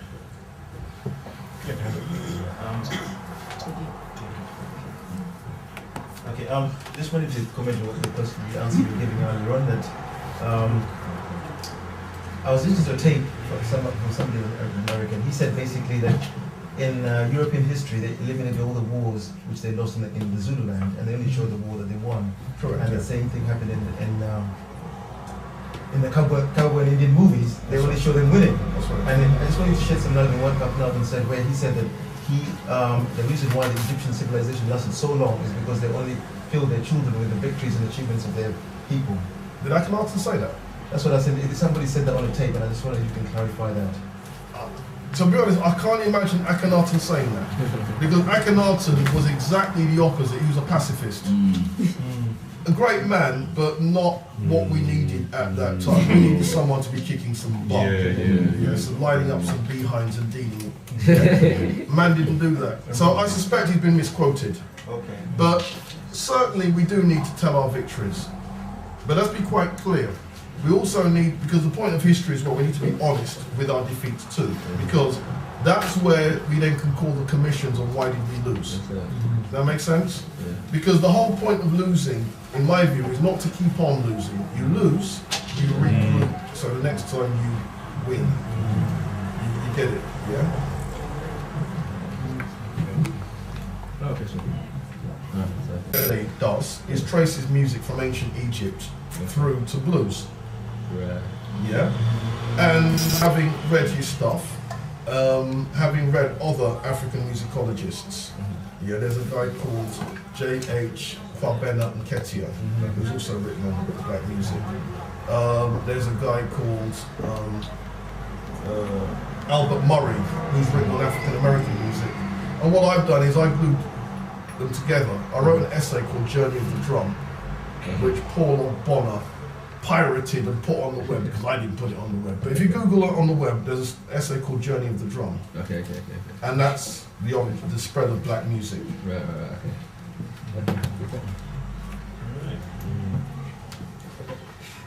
Any more questions? Room 2? Any more questions?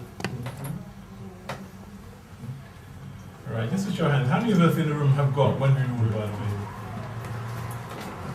That's fair enough, there's two more to get, so yeah. How many are going to get When We Rule? You haven't got it, so that's more of the question. I must say, I probably won't get through past chapter 1, 2, 3, because you clearly say you have to read chapter 1, 2, 3, read it and understand it before you can move on. And I'm thinking, am I ever going to get to chapter 4? But if I keep coming to your presentations, I think it will help me. Yeah. Okay. Is that a question then? Yep. Tenemore, Brother Abiami, our Kwabena Revivalist movement. I mean, I was very fortunate enough to study under Brother Robin, both at advanced level and beginners level. And just kind of wanted to ask you, Brother Robin, where do you take it now? What's next? For you. No, for you. Okay, for me, it's about. I'm proud to say that I've got a bunch of people teaching black studies in Birmingham. And the long-term thing, maybe 3 years' time, 2 years' time, it'll be to get a bunch of people teaching black studies in Leeds. Yeah? And then the next place will be Bristol, if I can pull that one off, which I'm working on. Okay, that's one objective. A second objective is to get the next book out before the slave trade. Then there's going to be a few more writing gigs that I want to do. I want to publish Fari's research. And then I want to synthesize mine and his research into an encyclopedia. And then when I've done that, then I'll just coach. I live back.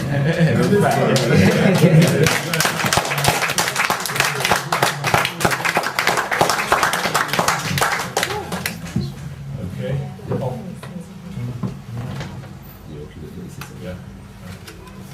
Just a quick question. My name is Stephanie. There seems to be something missing from what you said. Who's going to, apart from yourself, is there a group of people that you're getting together or training up to do the teaching in London? No, I don't have a course in London yet. Remember January? Yeah. Yeah. But I've got a course and some people have gone through it. Okay. Yeah. So you'll build from those people. Mm-hmm. Okay. Thank you. Hand over that to Brooklyn. No. There's a question. To Brother Robin. Tonight morning. Two questions. One has to do with the parts of the soul. Now you mentioned, you highlighted 7. Some sources, I know some sources give 7. Some sources give 9. You highlighted 7. Didn't include the Shechem and the Ren. Soul and Legacy, George James includes the Shechem and the Ren in 9. Is there a reason for this differential? If there is, what is the reason? And could you just illuminate the two missing ones? And the second question is, there's a growing, there's a school of thought which is becoming increasingly vociferous that it is erroneous that we should call ourselves black and we should rather call ourselves brown. Do you have a view on that? Let me answer the second question first. It's the easiest one. Pure foolishness. Pure foolishness. Yeah, let's get with this idea where black people, we come from one continent. There it is. There's no need for complexity, simplicity. Shechem and Ren. Shechem power, Ren the name. In presenting the information, I use Akbar. Because what Akbar's done is he's got 4 of them compared, 4 scholars compared, and then I use James's one, being purely biased in favour of the black man. Now, the 9 theory, the Ren plus the Shechem, my man's probably right. But what it is that that's for future research. In other words, that's not where it's at, that's ahead of where the game's at. Because we're not even agreed on what the 7 actually mean, except that they are divisions of the soul. That makes sense? Now, my view is this. If you take the view, that there's 9, and you're running with 9, it's your history. You say there's 9, there's 9. You get it? Because we all have to take the same power when it comes to our history. In other words, our history, that's what we say it says. That's the interpretation. Tonight, Marie. One of the reasons why we tend to be biased in favor of the 9 is because of the 9th one. In particular, because that's the Ren, which has to do with the name. And the ancients say that we have not come alive until a Ren is pronounced in our soul. That's what wakes up the soul. So when you consider the history that we've gone through and the way our African names have been emaciated, to us it's very, very important that 9th one is very, very important. So that's why we're biased in favor of the 9. You're getting no disagreement from me. A view on that? No disagreement at all. But what I'm trying to get people to is to understand the complexity of the thought, and that compared to modern day psychology, it's blown the psychologists out of the water. And the complexity of the thought is such that our ancestors have already defined in the clearest way possible what mental illness is and how, and what mental health is. Health is all the divisions of the self working as a community of selves. Now that's a heavy concept. That's right. And that's the point, But as I said, I have no problem with if people want to see it as 9 or 7, it's all good. That's right. Brother Robin, when we generally talk about black history, we're talking about classical history generally, and there's a school of thought that our history should include the middle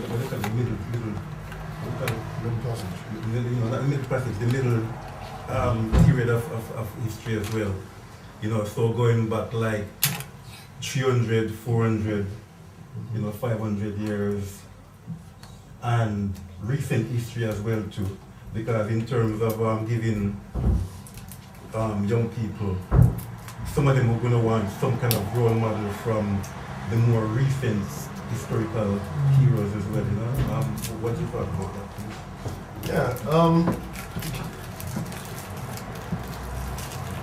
Objectively speaking, there are exceptions, but the rule is Africa has no modern history. When we say history, Africans No, come in. Africa has no modern history. Meaning that if we're defining history as the record and process of people engaged in struggle to shape the world in their interests and images, the last 400 years, Africa has been shaped. And so, if we're looking at the ends of African history, Muna Mutapa, the empire I showed you, ends in 1629, when their king signs a treaty with the Portuguese, allowing them a free hand to enslave. 1663, Ndongo Matamba has no history when Queen Nzinga dies and the slave trade escalates. 1661, Congo has no history, same period. Yeah? 1591, Songhai has no history. It's invaded by the combined Arab, English, Spanish coalition. You follow me? Now, that's Africa. Now you corrected me and said, what about Africans?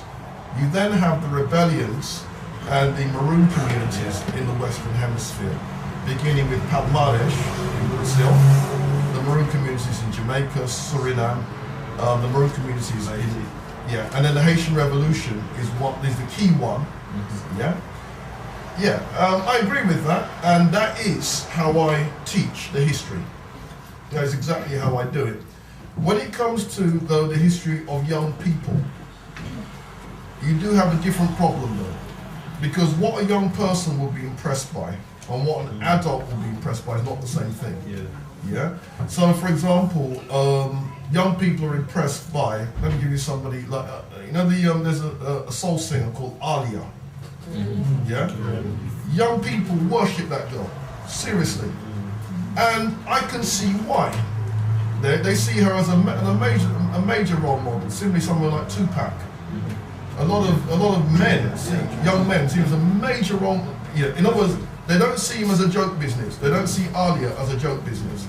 And what it means then for us, we have to get with, if it's young people trying to engage them through what they're into. Now, we draw the line. If young people are into 50 Cent, we draw the line. But you can see then that we have to be a bit more pragmatic, because what you're interested in as a big man is not the same as what you would be interested in. It's part of the whole continuity. Yeah.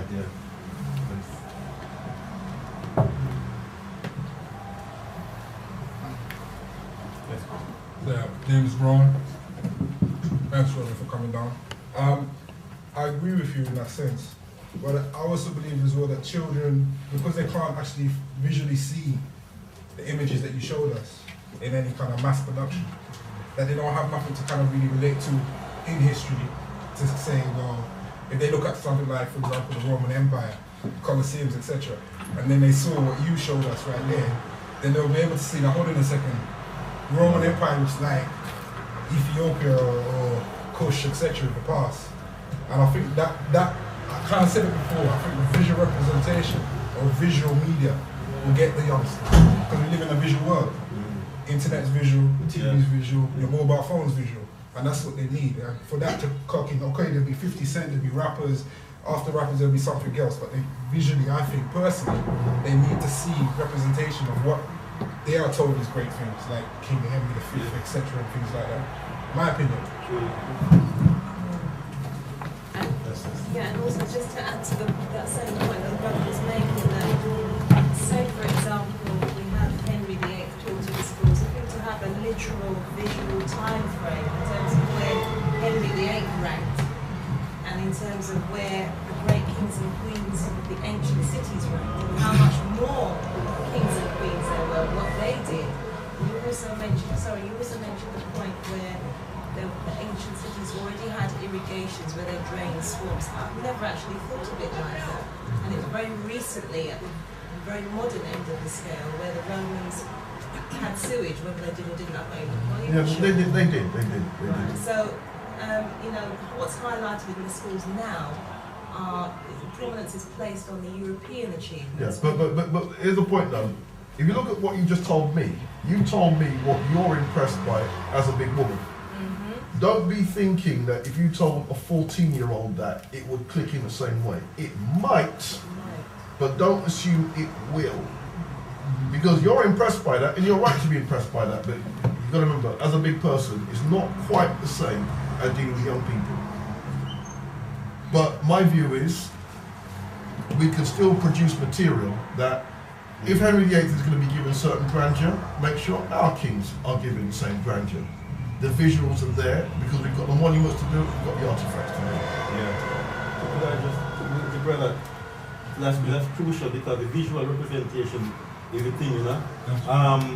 Like so our artists, you know, and our animators, people who do animation, you know, video games, them kind of things that can bring those ancient things back, you know, back to relevance. Yeah, you know, definitely we need, you know, people who and what's more, there's lots of black people who are computer literate. I mean, there's more black people in the computer game than anybody.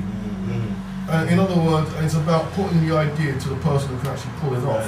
Because I'm sure the black community will buy into it, and the person can make money. And even if that's what their motivation is, do it. You know. Let's give an example because I know there's of somebody who's used the visual art form to get his message across.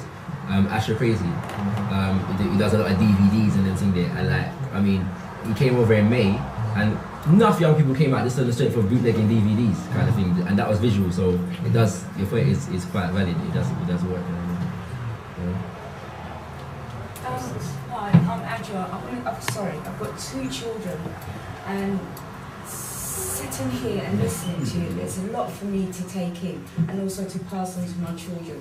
And as this gentleman was saying, like visual things, like holiday tours, and like to go to places to actually, for the children to actually see these monuments. I know some of them they're not there, but they are. No, not the one. Okay, there you go. So is there like a tour where you can take your children to see these places? In this country. No. Hear me. In this country, no one's doing it, as far as I'm aware. Whereas in America, they are doing it. They're taking people to various parts of Africa on study tours. Now, what it means is that if somebody has the idea, big hint, you, who wants to make a business out of it, big hint, there's money to be made. Yeah. If you were to coordinate those sorts of tours, you could charge some big bucks and make a living doing it. And it would be picking certain places where there's monuments. And in Africa, the places where there's the most to go and see is Egypt, Sudan, Ethiopia, Zimbabwe, Mali, and Nigeria. I've said to my children I want to take them to Egypt, but I wouldn't know where to start. That's the point I'm making. You know? But if you had the idea and you could set it up, speak to me. Not people can speak to me. Speak to Ray Bowen, speak to Les Henry. Or people who can tell you this is exactly how you do it. Or bring one of those sorts of people along, and then they can do the speaking part of it. You see the point I'm making? It's not as hard to do as people think. But if you did do it, you'd be the only person in that kingdom doing it. And so everyone would come to you. It's not about that. I mean, thank you, but it's just, I'm sure there's many. No, yeah, what you're trying to say is that somebody else's. No, I'm not saying that. All I'm saying is I would want the help. Like you said, I will speak to you after, and I will take it from there to see. I'm not saying something will happen, but I will try my best because I am very much interested. Also, my book, When We Ruled, Chapter 1 is purely on monuments. I haven't bought that yet, but I'll Okay, but if people have read Chapter 1, they can vouch, yes? It tells you exactly where the monuments are, how many of there are, what it looks like, blah, blah, blah. So in other words, if people, and I did get, my publisher got an email from somebody who was travelling through Ethiopia and was using the book as a tourist guide. Yeah, you can do that. Tenamori. I'm going to say to my sister that, okay, there isn't anybody doing it here now, but if it's something that maybe you want to start, or you can connect to the ones that are taking place in America. You can join the tours, because they're not necessarily just, you have to come from America to join it. Sorry, can I interject here? Yeah. No, it ain't about joining the American tour. It's not setting up some business here, man. Tenamori, that's fine, but if some people want, what I'm saying is that it's something that you want to do now. I'm to inform people that it's something that you can do. And get the experience, yeah. You can do. Even if you're at work. This is it, you can see how it works, get the experience, get the confidence to do it. The fact is that you can join those tools. But also a valid point that like Brother Robin is making, and it's important that we hear that point, is that there are people here, Africans here, who have the skill, who have that capacity to lead the expertise to lead those tours. If someone wants to organize it, the logistics of that, then you can tap into the expertise that Robin Walker has and various others. That point must also needs to be heard. But I think both are important. But I think the point that Brother Robin is making is I think with me as well, sitting here is the, I don't know if you call it fear, but it's not having that enough knowledge, you know, and it's just having the knowledge. I mean, I sit here and I wouldn't say I'm clueless, but you have to start from somewhere, and it's a lot to take in, and I want to take it in, but it's having the knowledge to continue and to, you know, to find the right resource and the right people to lead you to where you want to get to. It's a fair point. It's a fair point.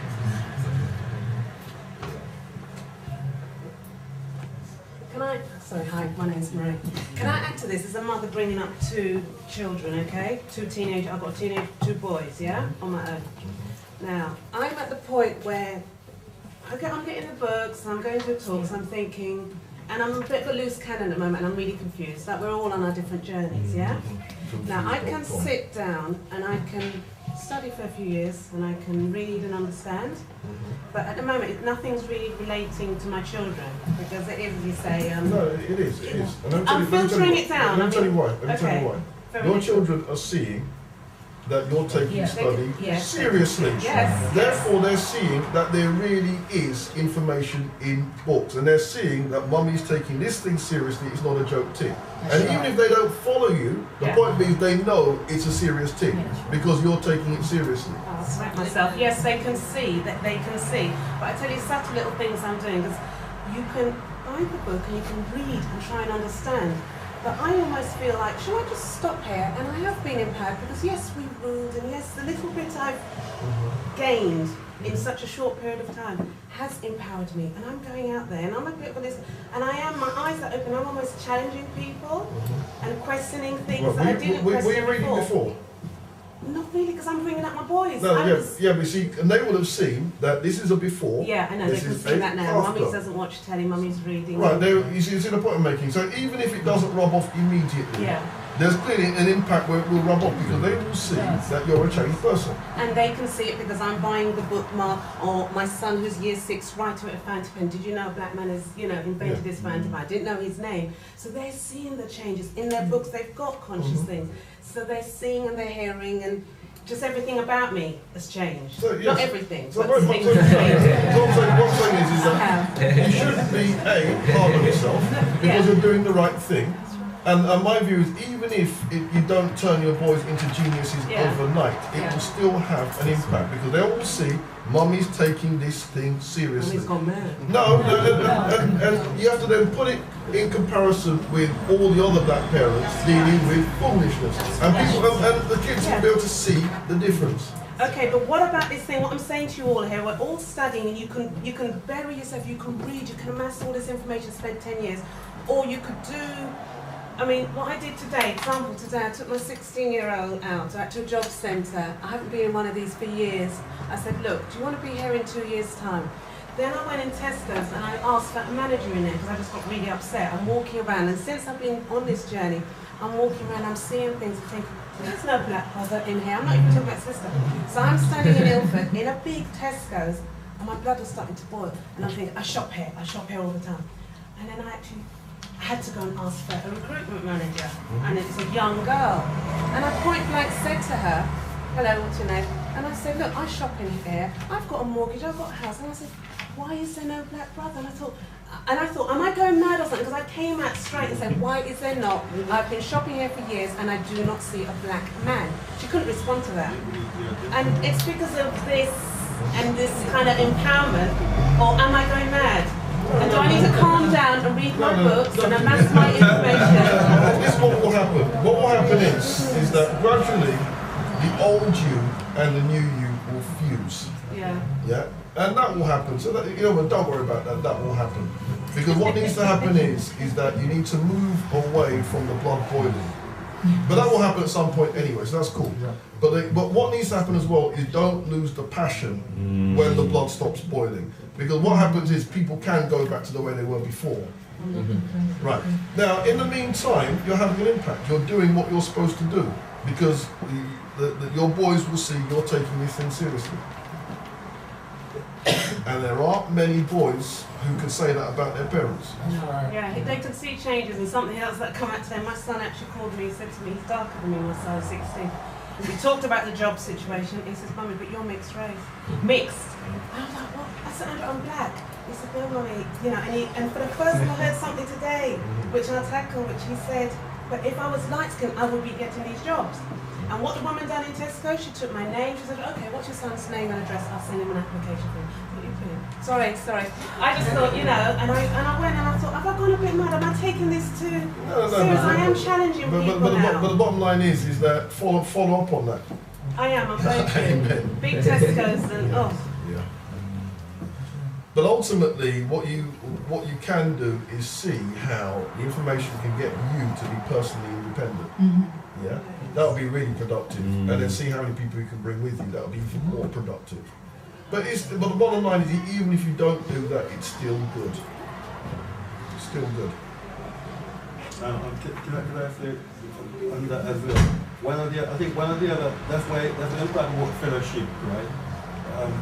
Fellowship where people meet and share ideas so you can pass it on rather than just you in isolation. So like forums like this is good, you know? Yes, indeed. To let out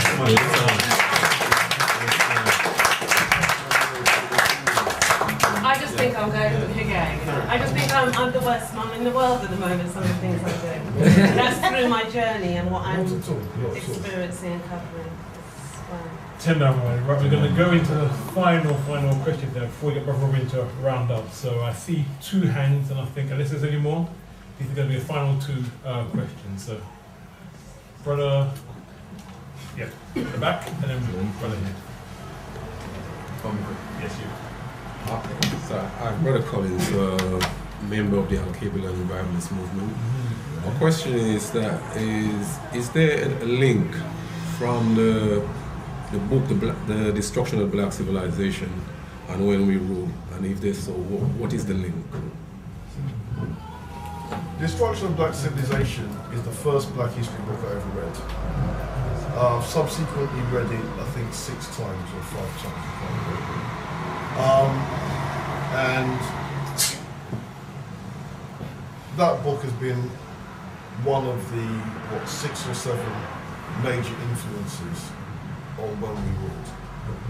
But what I did was, Chancellor Williams set a standard, and the idea is you either get with that standard or you don't. So mine was get with that standard. Right, now there's certain things that Chancellor Williams didn't say.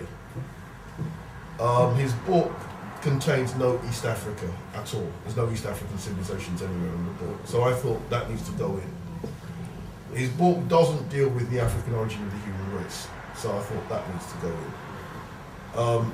He doesn't deal with the Moorish civilization in Spain, nor does he deal with the Carthaginian civilization in North Africa. I thought that needs to go in. And finally, he doesn't deal with a chronological account of the slave trade, what happened, who did it, yeah? So I thought that needs to go in. But, as I said, it's one of the 7 core books that I used in writing When We Ruled. Greetings, my name is Noliku. I'd just like to ask, landmark work has been done by Ivan van Sertima into the links between Africa and the Western Hemisphere before the so-called Columbus discovery. Could you just go into more of that, because you showed hinted about relationships between certain European kingdoms, the Western Hemisphere, and also the maps as well. Could you just expand on it a little bit more, please? Right, Van Sertima wrote books like They Came Before Columbus, African Presence in Early America, but the cutting edge book, where he's got it now, is called Early America Revisited. And in that book, he talks about 2 sets of voyages to America, 2 sets. One set happened during the reign of a king called Ramesses III of ancient Egypt, right? And Ramesses III led voyages where, according to the documents, he led a voyage to the far west of the world, to the inverted mountain in the far west of the world. That's Mexico. And when the Africans got there, the Olmecs were kicking in, the Olmec civilization.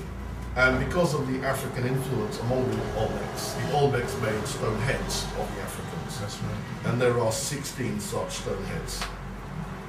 The other bits of evidence that points to the African connection is that the Mesoamerican pyramids are built on the north-south axis, just like the African ones.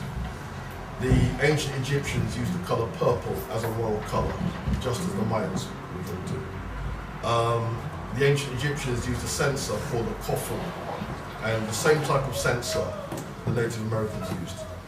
The ancient Egyptians had a double crown of red and white.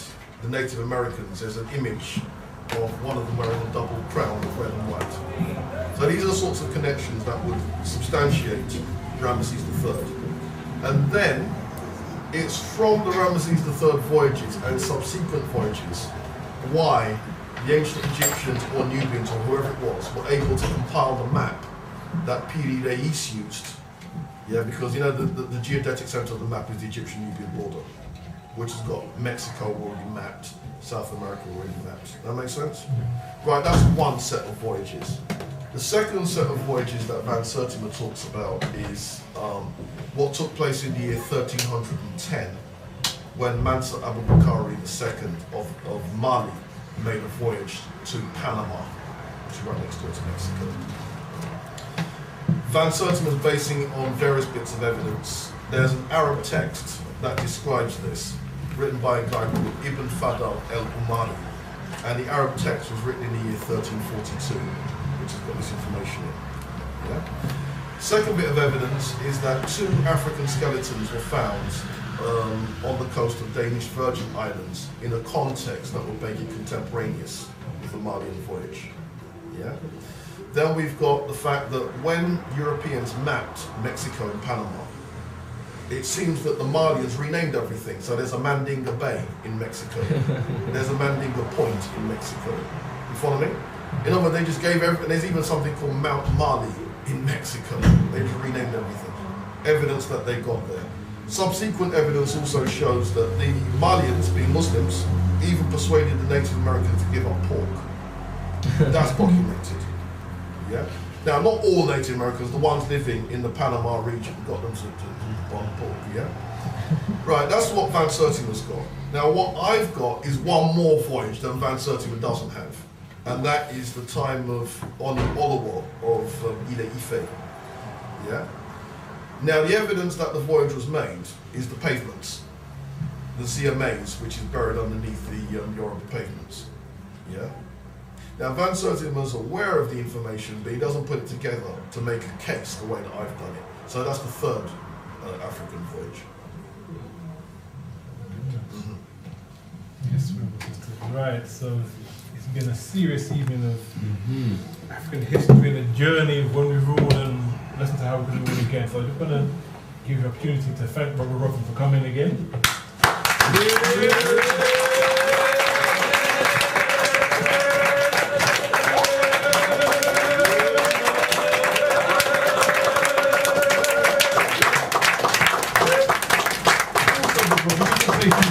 Any final words to the gathering strong here? Anything you want to close before going to our formal close?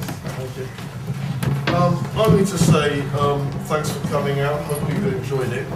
And most important thing is get with your history. Yeah. Because without your history, you're nowhere. Yeah. Get with it. Keep supporting what the Kwabena and Posse is doing. You know. So yeah, big up to everybody.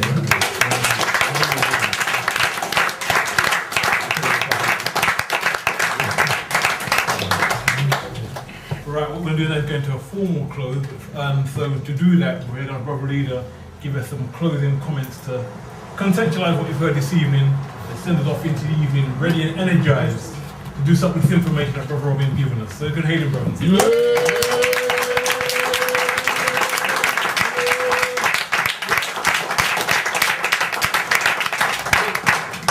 Tatenda. Thank you, brothers and sisters. Tendai Marie. Tendai Marie.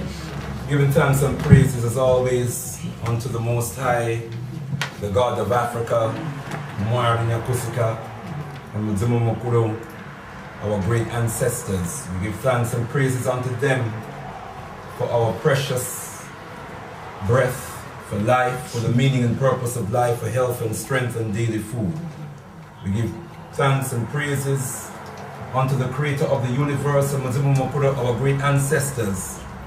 We say for all mercies great and small, and amongst those mercies we are thankful for the blessing of being gathered here in the Hall of Faith and the Hall of Learning, so we can continue as a people, as a family, as a community, to fine-tune ourselves in mind, body and spirit, and make ourselves worthy of being called the children of the Most High, the sons and daughters of Africa, the descendants of those great intellectual and cultural giants that we just heard about, our ancestors.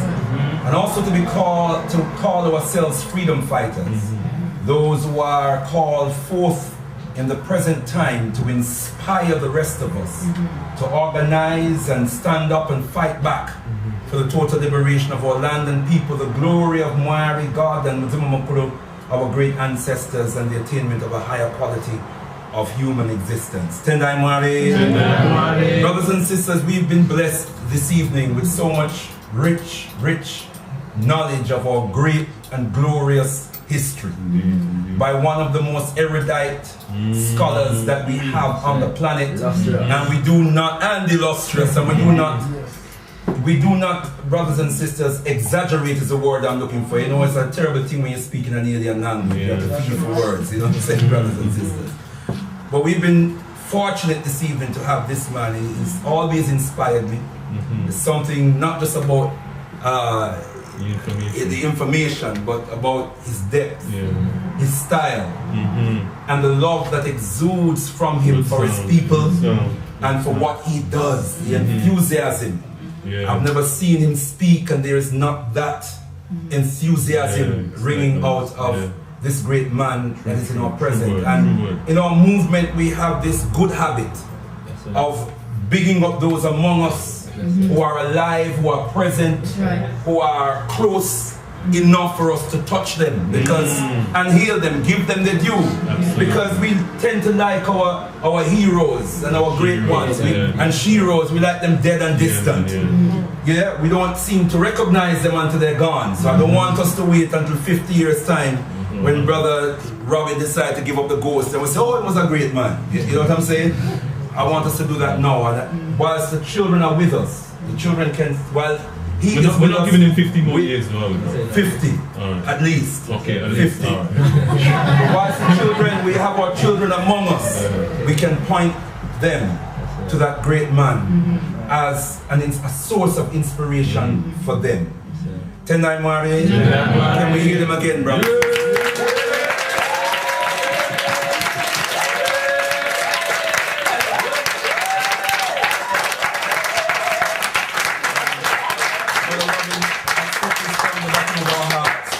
Really is an honor to have you grace our spiritual home this evening. Normally we have a picture of Papa Garvey we had to remove for the screening, but we now have a picture of Papa Garvey above there. So to have you standing under that great and mighty ancestor is just an honor for us.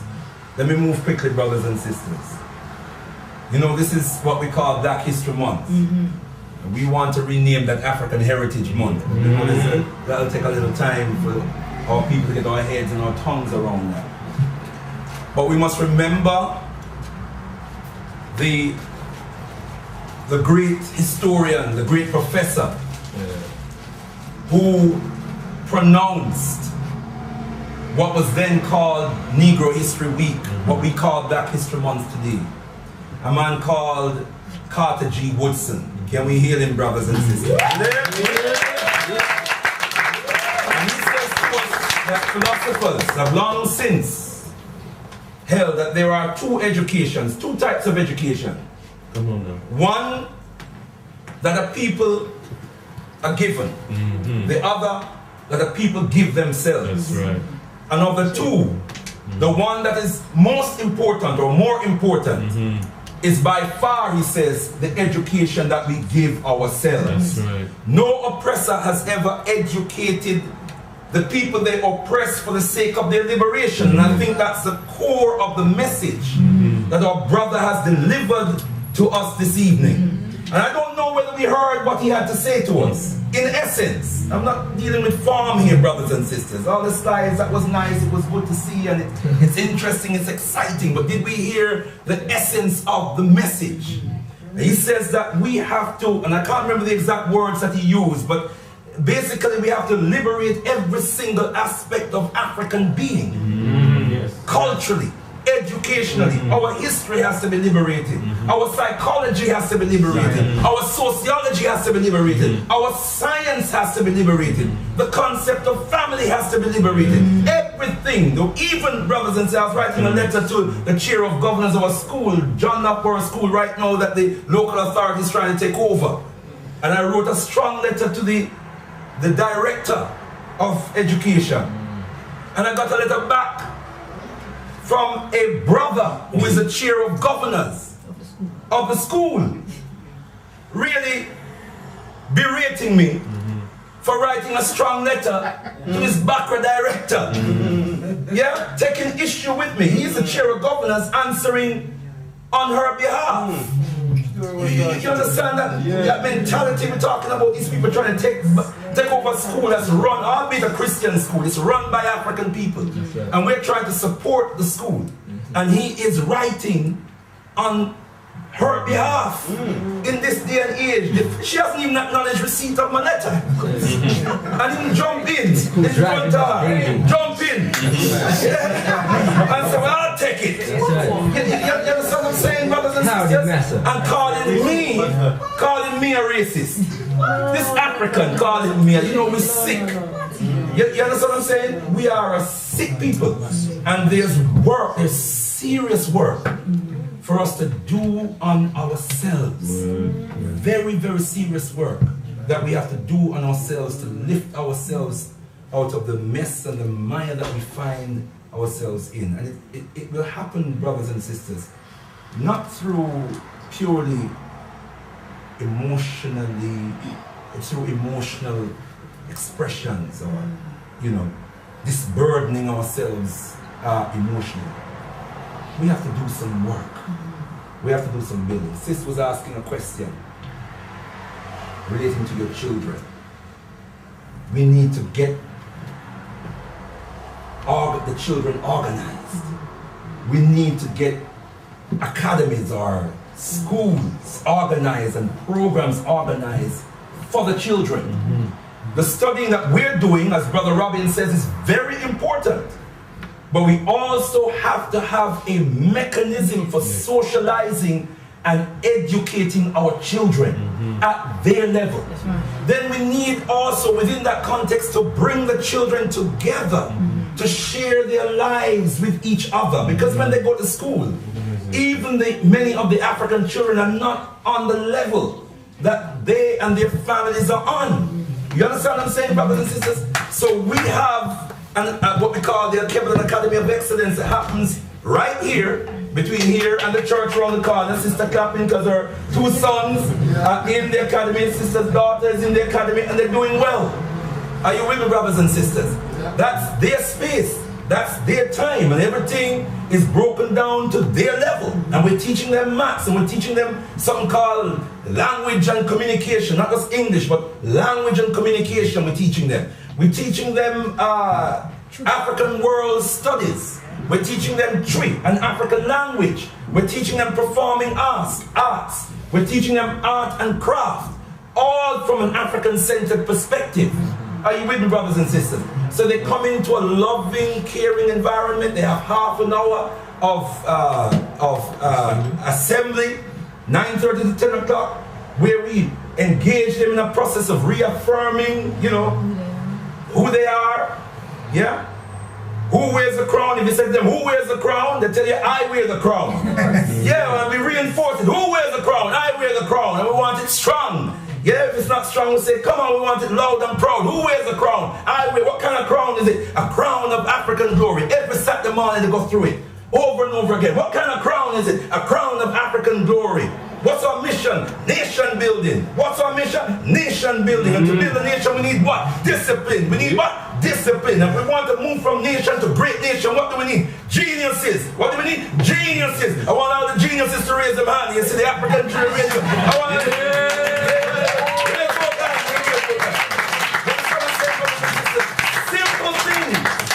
simple things. Because we know they are attacking our children's mind, body, and soul.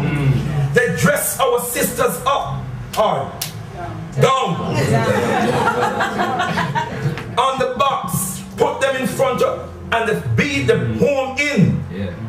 Yeah, on breasts and pelvic, and have them winding up themselves and have our children in front of that, brothers and sisters. It's a scientific process of programming that they're taking our children through.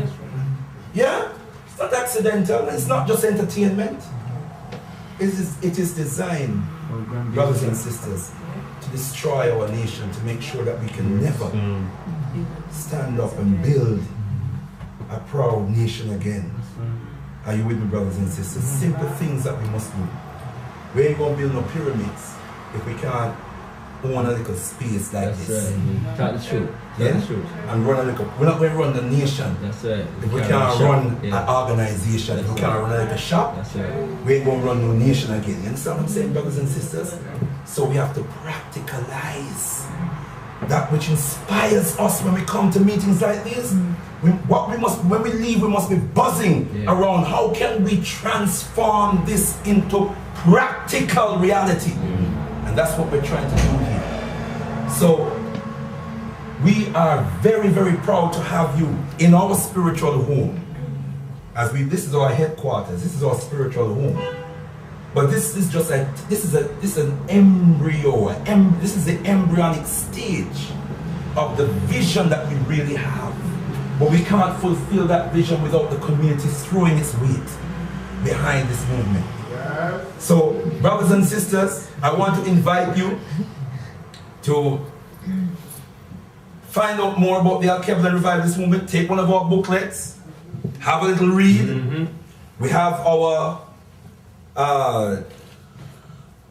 recruitment program that starts in April. I know that seems a long way. We have people on the list already. They say, oh, it's so far away, right? But by the time you spin around, it'll be April, brothers and sisters, right?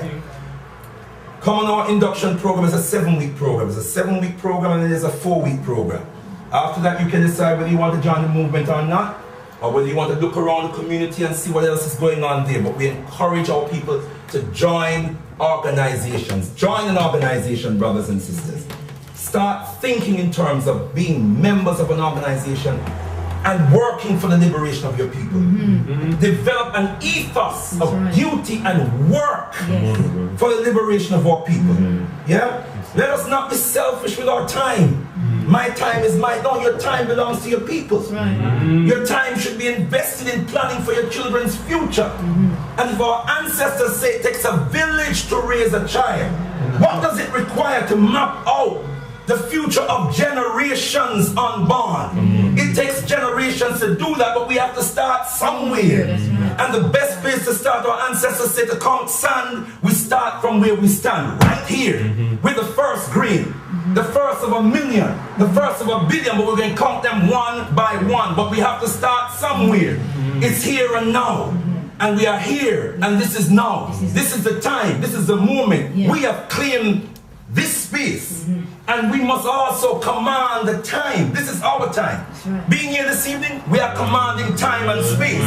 We have defined time and space coming here. We could be at home. Some of our people at home in front of TV. Yeah? Doing what Bacchus say you must do on a Friday evening. Sit down, put your feet up and drink some liquor. Right? We have redefined time and space this evening. And we said this is where we must be. That's right. Yeah? Focusing in on knowledge that is going to liberate us. Inspiring our children as they sit before us and hear a great man like this. Are you with me? Their life will never be the same after hearing a man like this.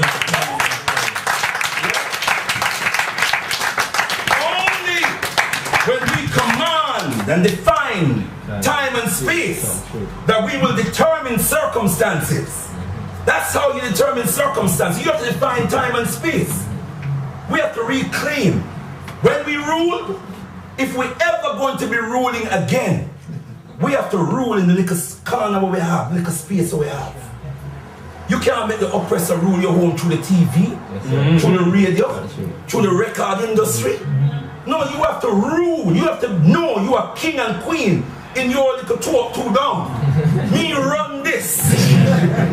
You can't run that, you ain't run no nation. Right. Yeah? So run this. Yeah? Know that this building that we call our Kwabena headquarters belong to all of you sitting here. Yeah. This is, you have to say to yourself, this is my spiritual home. That's right. You need to say that to yourself. This is my spiritual home. And I'm coming here, not just to hear a lecture. I don't even like that word.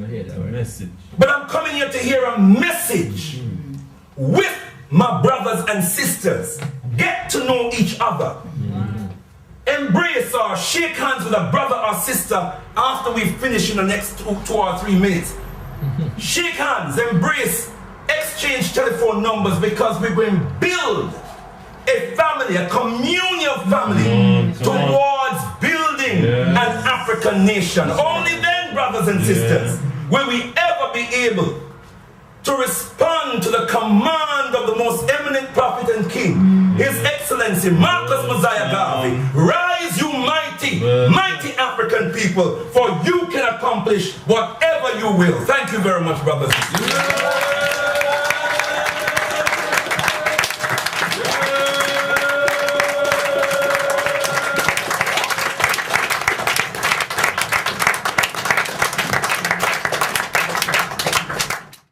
Tenda Mwari, thank you for watching this video. We do hope you found it edifying and purposeful.